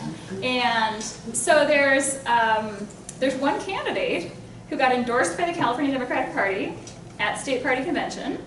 There was another candidate who had a lot of grassroots support in the district and continues to. The National Democratic Party, the DCCC, has now come and endorsed the other candidate. So they have 2 Democrats running, one endorsed by the state party and one endorsed by the national party. It's a weird situation, right? The state Democratic Party did not endorse Dianne Feinstein in her re-election bid. There are a number of things that happened that were a little bit unpredictable this year. And I think that call into question some of the procedures of the state party. So what I always say about the state party's endorsement is it's one piece of information that people can consider. The Democratic Party does not speak with a unified voice. There are local opinions, there's the state level, and then there's the national level of the Democratic Party, which in our district, in our race, is neutral. They've actually made a formal commitment that they are neutral in our primary, which is different than the position of the California Democratic Party. At the same time, then there are other endorsements. So the Sacramento Bee and the Modesto Bee, actually both came out quite strongly and thought that I was more credible and more qualified than the other Democrats running here. It would be a stronger challenger to McClintock. So there's a lot of different information that I think people should weigh when they're making their decision on Tuesday. So I'm going to go to the queue of questions. If you have a question, maybe you can write it down. Okay. On Meet the Press this morning, Chuck Todd mentioned that the large number of Democratic congressional candidates may be a problem in their top 2 system. Are you concerned about this? And are you concerned that having so many Dems will split the vote and we will get 2 Republicans? All right, so there are a lot of terrifying headlines right now. If you read the newspapers and you watch television, you'll see stuff like Democrats fear doom and disaster in California, Democratic Armageddon is coming on Tuesday. Democrats are going to get locked out of all these House races. Here's the thing you have to keep in mind.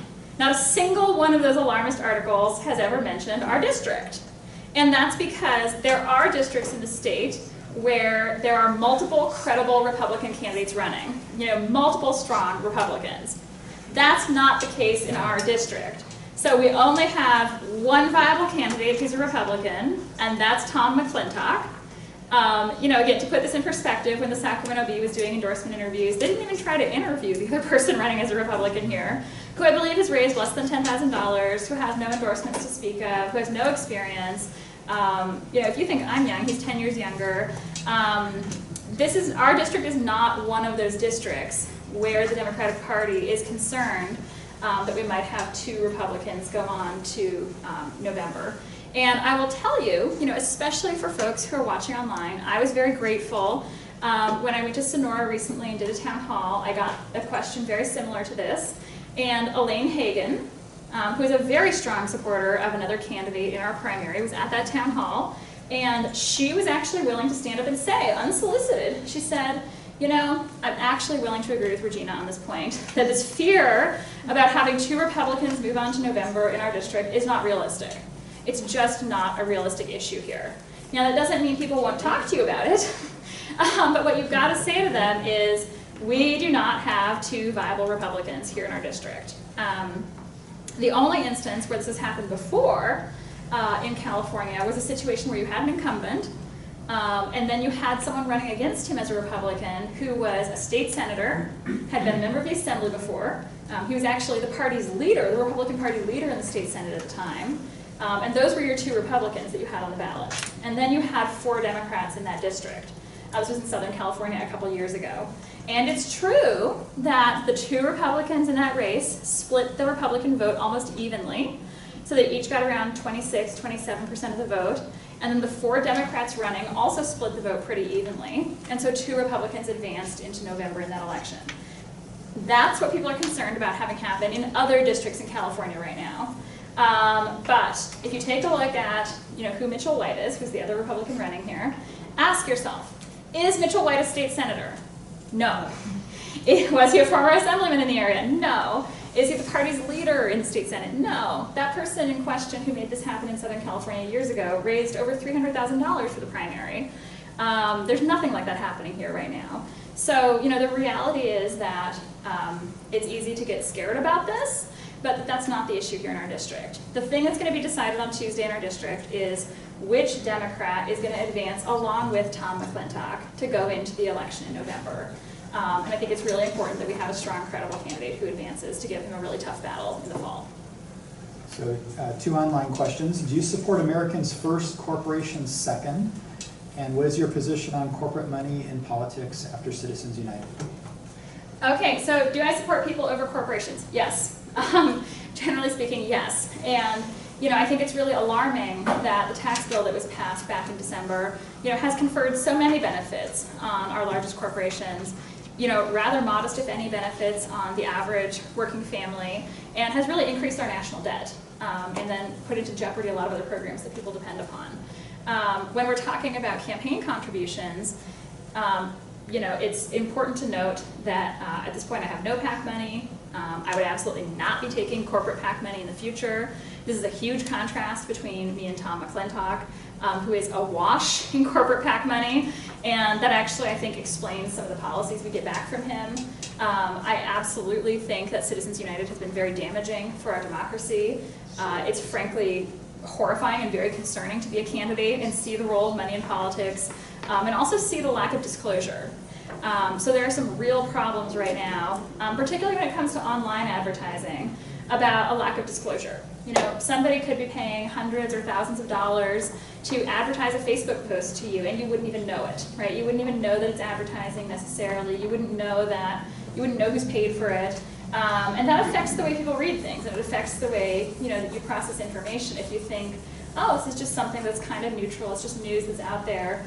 Most people would look at information differently if they said, oh, this is a paid advertisement on behalf of someone.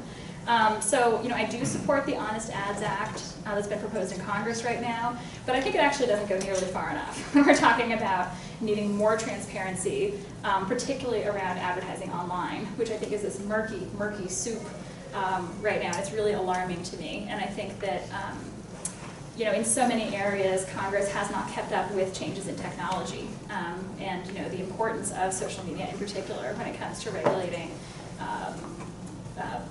political speech. Hopefully I'm reading this right. Okay. In regards to special interests, would you ever accept money from Representative Tom Steyer and the DCCC? Okay, so Tom Steyer, yeah. Honestly, he hasn't offered me money, so I haven't really thought about it in any concrete way. In terms of the DCCC, I am a Democrat. They are the main sort of campaign arm that helps Democrats. There is an important negotiation, though, that I think would have to happen in any conversation about help from them. They have shown some more flexibility under some circumstances in some recent elections to be able, to have candidates be able to say to them, well, I'm a Democrat, I'm running in a seat that's important to you, but I've got my own policies, and I've got my own priorities, and if you think it's important to take back this seat, and you want to help in it, great, but I'm not going to change my views based on what you're telling me.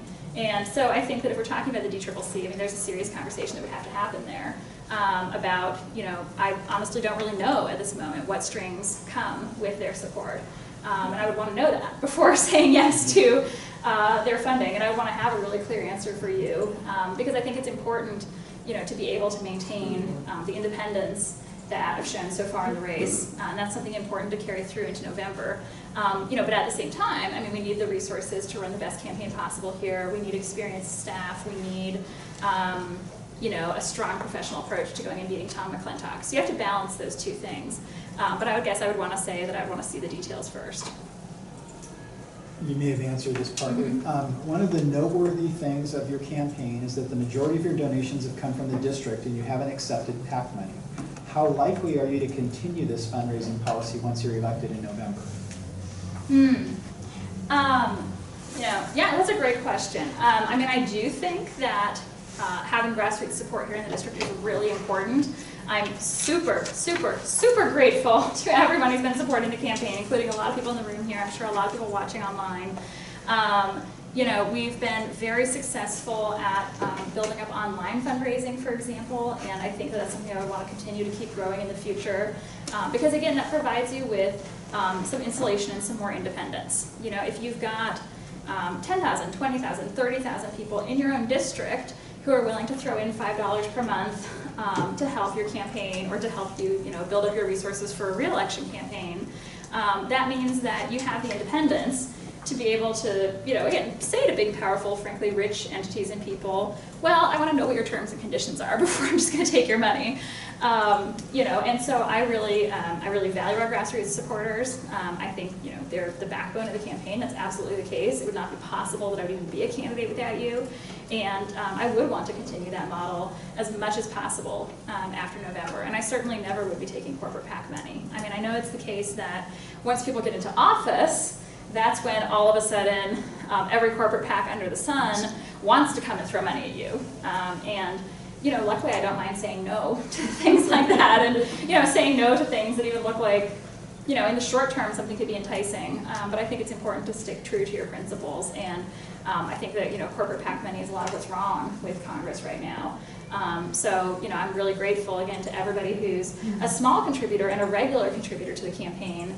And if we're able to build on that and keep that going into the future, again, if you had 30,000 people giving you $5 a month, you would actually be able to do a great job at raising the money that you need to get reelected and not be so beholden to corporate entities, and especially their PACs. In regards to the California State Party, would you be in lockstep with them policy-wise if they endorsed you? No. No, absolutely not. I think that it's, again, important to think, independently about what the needs are of the district here, what the priorities need to be. Again, I am a Democrat, but that's not because I've got some agenda where people are telling me what to do. It's just because that's where my actual views tend to line up. And it is true that, so the state party has made their endorsement. The way you become your party's nominee is by winning the election in June. So it is important to clarify for people. They sometimes get concerned, actually, what happens if somebody who's not the endorsed candidate wins on Tuesday? The answer is that's how you become your party's nominee. Even if you're the endorsed candidate, you can't become the nominee without winning the election in June, because voters do get to decide who the party's nominee is ultimately. This does happen from time to time in the state, and we've seen in other districts where competitive primaries are more common. It is absolutely the case that people do come together after a primary is over. We're all on the same side here. We agree on 95% or more of what we're trying to get done here. So I think that I would make really strong efforts to try to be open and inclusive. And I just praised Lane Hagan. I think it's, again, there's a lot where people actually agree, no matter what side they fall on in the primary here. And so we would need to build those bridges, get people back together, be really respectful in doing that. And do a little repair work with the California Democratic Party, I think. So I would want to build up, a good working relationship with them. But I would never say that I'm in lockstep with a party on anything. There are some people out there who think that just party affiliation is everything, right? They think that, well, it's fine to go hold Republicans accountable for corruption, malfeasance, this, that, or the other, but, if someone in your own party is doing something that's wrong, you should just let that be. That's not my orientation at all. I'm just not the kind of person who really puts party above everything else. I think that I've got my basic values, my basic standards, and those should apply equally to people whether they're Republicans or Democrats. So I don't think I'll ever really be someone who's just a party person, but I would want to, have a good, respectful relationship with the California Democratic Party. What did you do at MIT, and were you engaged in developing weapons systems? No. MIT does have a large security studies program. It's one of the best places you could go for graduate school if you're interested in security studies. I have to give a shout out to my former colleagues there. At MIT, my PhD is from Yale, and it's in political science, but when I got my PhD, I was in a program called the Program on Order, Conflict, and Violence. And that's particularly focused on civil wars, actually. So within the world of, sort of military affairs and conflict studies, my real specialty is civil wars. And I've written and presented on a wide variety of topics related to civil wars. My own real expertise is on security issues after civil wars end. So looking at how local communities reconstruct security, how we transition from a very militarized approach to security to one that's less so, what new security threats emerge after civil wars end. And I think this is a really important perspective. I was struck when I was out at a Memorial Day observance, and they were reading off the recent armed conflicts that our troops have been pulled into. they're almost all civil wars, essentially, or conflicts that began as civil wars and then escalated, or issues of post-conflict stabilization. So I think that this particular expertise actually is a good fit, to be able to understand and think seriously about the kinds of commitments that our military is engaged in overseas right now. Developing weapons systems, no. The funding that I've had for my research previously, I had a National Science Foundation fellowship when I was in graduate school. I've never had any Defense Department funding for my research. Some people in political science do end up taking funding from the CIA, the Defense Department, different government entities. That wasn't the case for me. And then I've had grants from the institutions I've been affiliated with, Yale and MIT, the Tinker Foundation that works on Latin American studies. I might be forgetting one or two, but basically foundations, the institutions I was at, and the National Science Foundation are the major funders of the research I'd done before. And specifically at MIT, I was doing my research, I was teaching classes, and I was teaching research methods primarily for the graduate students there. So I had taught the introductory research design class for the PhD students who are just starting the program and are thinking about, again, how do we know what we know? How do we design research projects to have the strongest possible conclusions? And I've also taught qualitative field research because I've done a lot of research in violent and high conflict, sort of high risk settings. And so I was teaching the PhD students how to go out and do interviews under those circumstances, how to do participant observation, how to work with community leaders to get back the information that you need, and how to do so ethically and responsibly. We're winding down, getting closer. All right, it's a marathon. Okay, well, this will be fun. How are you addressing the negativity of the attention of the NPR article and Paul Smith being vocal about it? And there was an NPR article recently about SNR illegally influencing this election, but Paul Smith says it's only being reported because your husband knows the writer. Paul says the NPR article is fake news. All right, so this NPR story, again, who's even familiar with this? Oh, lots of people. Okay, so NPR has a bigger impact in our district than our local Democratic clubs do. All right. We have proof of that here. I'm an evidence-based person. I just saw a lot of hands go up. And indeed, this thing hasn't actually aired, as far as I understand. I understand it's going to air at some point as an audio story in the future, which their audio stories are usually a little bit different than, a little bit more nuanced than their written version of their stories. I don't even know where to start in trying to summarize this for anybody who's not familiar with this article. It's a really strange situation.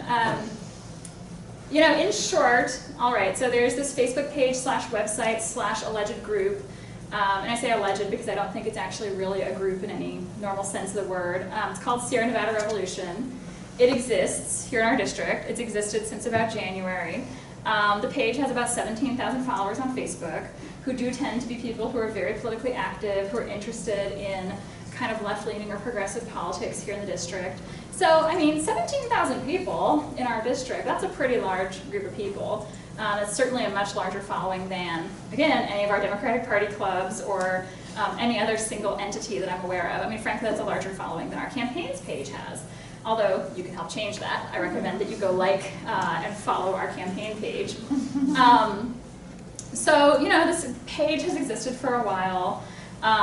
Back in late March, so like March 30th, March 31st, April 1st, there was kind of a shift in the type of content that the page was posting, which started with this post called Lose by Any Means Possible, which was essentially a very emotionally inflammatory take on the ballot designation case and the issues with Jessica Morse's ballot designation and my own decision to hold her accountable and try to get her to explain in court, what profession she was claiming that she was currently doing, and then the end result of that case. And, at the time there was actually no media coverage of the case, right? There was not a single real news article that had been written. And then Paul Smith wrote up, I believe it was Paul who's the author, sort of wrote up this column, which parts of it were factually untrue, but the thing that was really remarkable about it was just the amount of, highly emotional language. And, it was kind of written up as something that was intended to make people very upset and generate an emotional reaction in people. And the emotional reaction desired was for them to be mad at me. which people were by the dozens and maybe even by the hundreds if I really go and count things up. So that happened.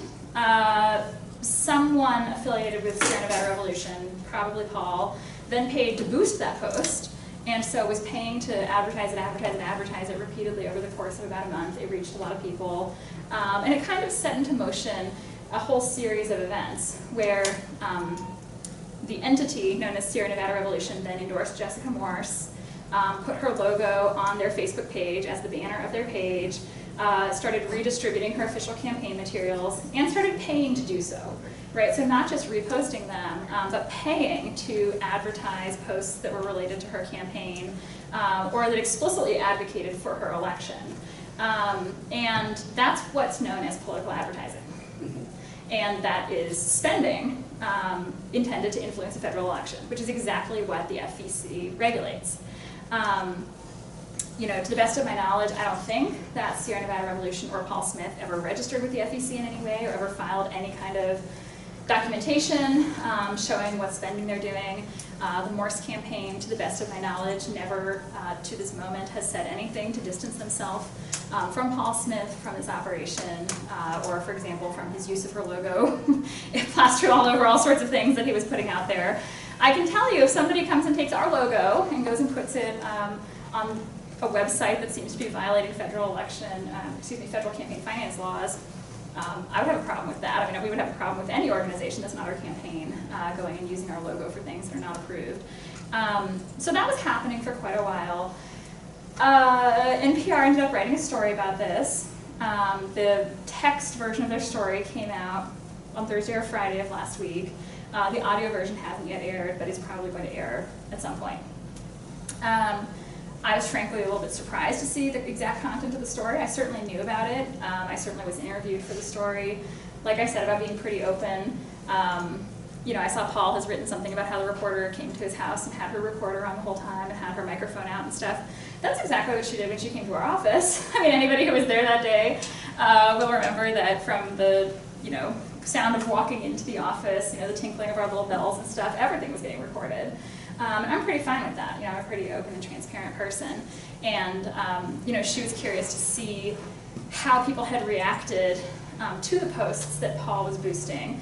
And so we did actually go through and call unhappy people together. And, you know, she references this in the story, but it's absolutely true that, you know, if people aren't happy with me, I usually like to have a direct conversation with them. And not everybody's going to agree about everything, but I like to at least try to explain why I've done the things that I've done and hear their opinion, get what their feedback is, understand where they're coming from. So, you know, both Emma and I were in the habit of calling a lot of people in reaction to some of the things that Paul put out. So the reporter came and participated in that also, and that was part of her time she spent in our office. But I was surprised to see some of the quotes from Paul in the article that later came out.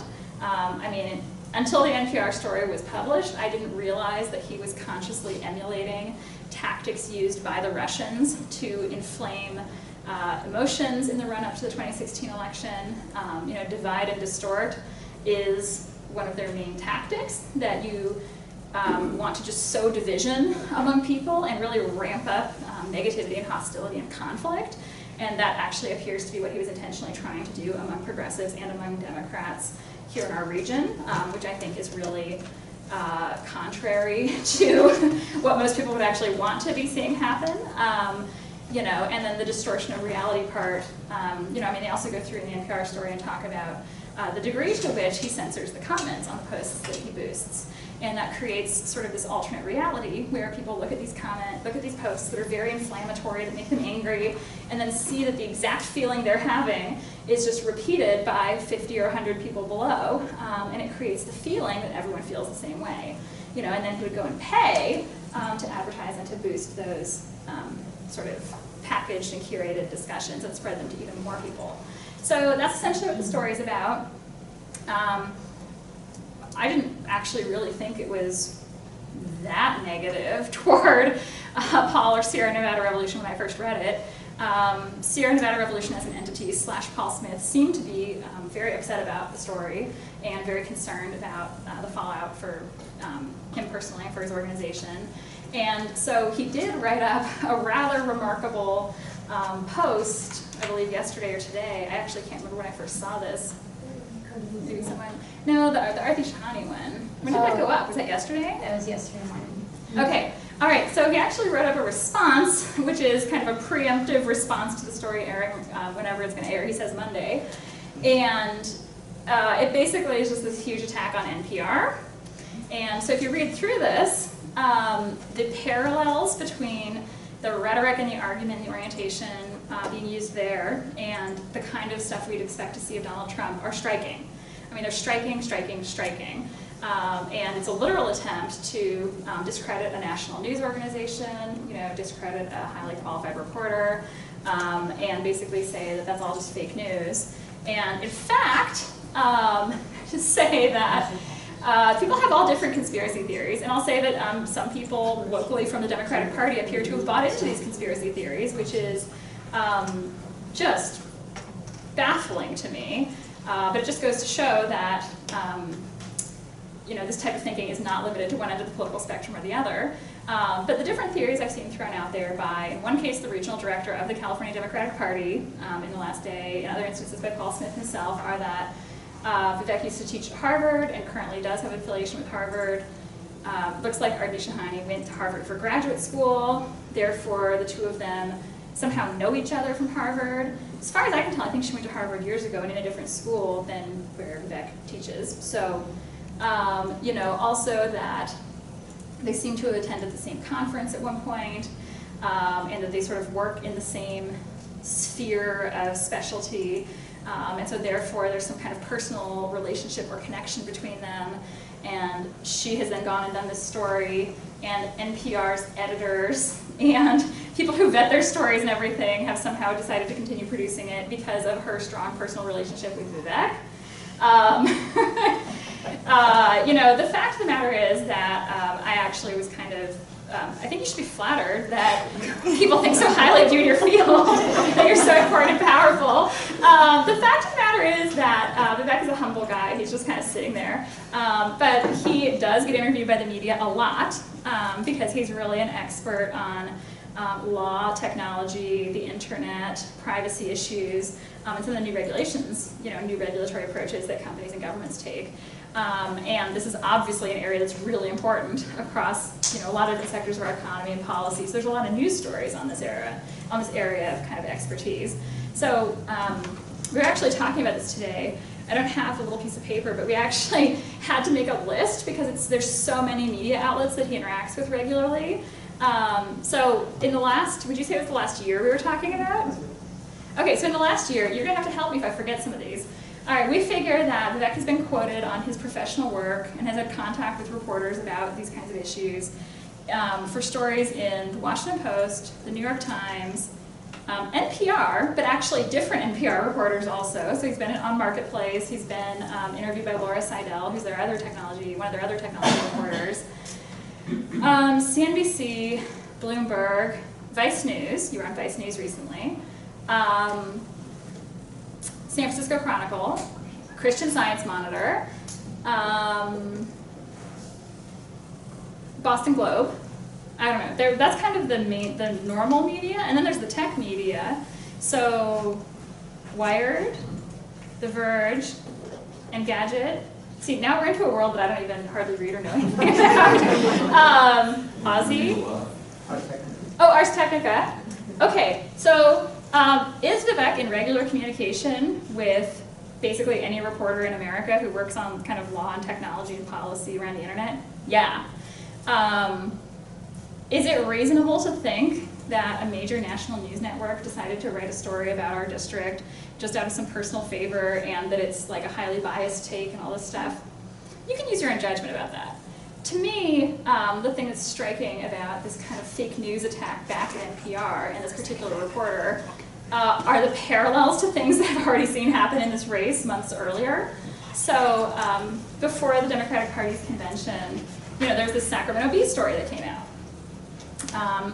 looking at Jessica Morse's resume and how she discusses it. And immediately, some Democrats in our district said, oh, that's fake news, to the Sacramento Bee.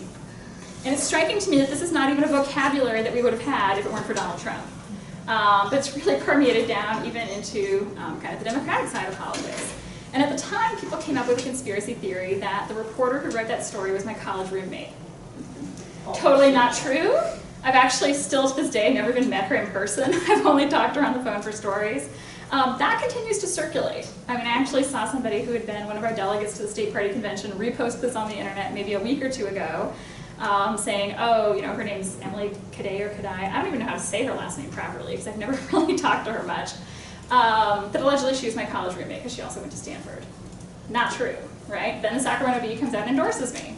Bam, immediately, people from the Democratic Party here locally come up with this theory that I'm personal friends with the editorial board. And that's why they went and endorsed me. Also not true. You know, I had never met or even laid eyes on the two people who interviewed me from the editorial board until I went into that interview. So we seem to have a situation where, you know, repeatedly in this race, when there's news coverage that is not favorable to another Democrat in the race, all of a sudden it's fake news. And you know, you'd have to believe that there's some kind of grand conspiracy across the editorial boards of multiple award-winning publications, all conspiring to help me and to harm someone else in the race. I don't think that that's very reasonable. So hopefully that addresses a lot of that question. And then we took a couple questions out that are repeats that you've answered, but how would you improve access to higher education? And what are some of your thoughts on how to make or keep college affordable? What are some of your thoughts for helping graduates deal with student debt? Okay, so when we're talking about keeping college affordable and improving access to education, it's really important to invest in our community colleges. So I'm proud to be the only person running who's endorsed Measure E. I want to give a shout out to Measure E. When you go look at your ballot on Tuesday, it's really long, or maybe if you have it at your house, you can look at it right now. Make sure to make it all the way through. Don't just stop when you get to the congressional race.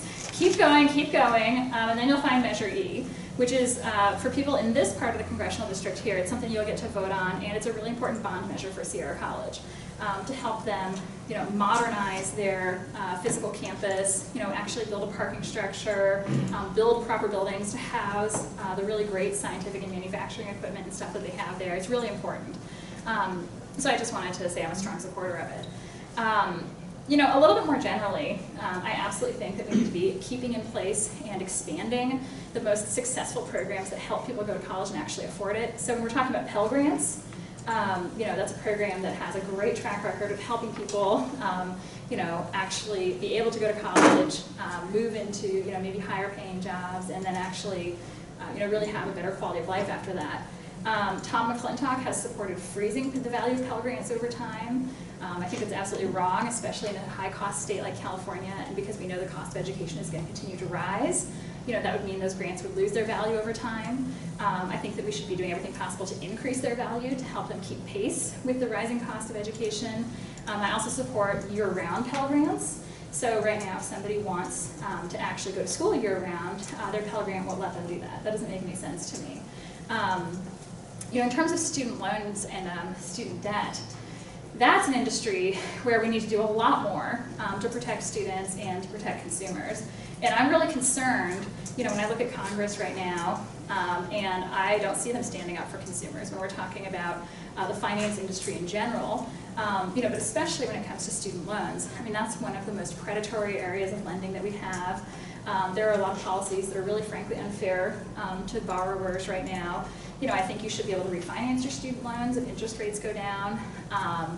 Right now, actually, student loan debt, even if someone goes bankrupt, can't be discharged, right? It actually is the only kind of debt that will stay with you your entire life. I also think that's wrong. I think we need to change our laws. I mean, obviously, we wouldn't want to see anyone be declaring bankruptcy, but in the unfortunate case that happens, it just seems absolutely like there's no reason why student loan debt would be this one thing that people say for some people now these days it's just a burden that they carry perhaps until they pass away their entire life, and I think that that's absolutely wrong. So we need to do much more to protect student borrowers and make sure they're treated fairly. All right, we did it.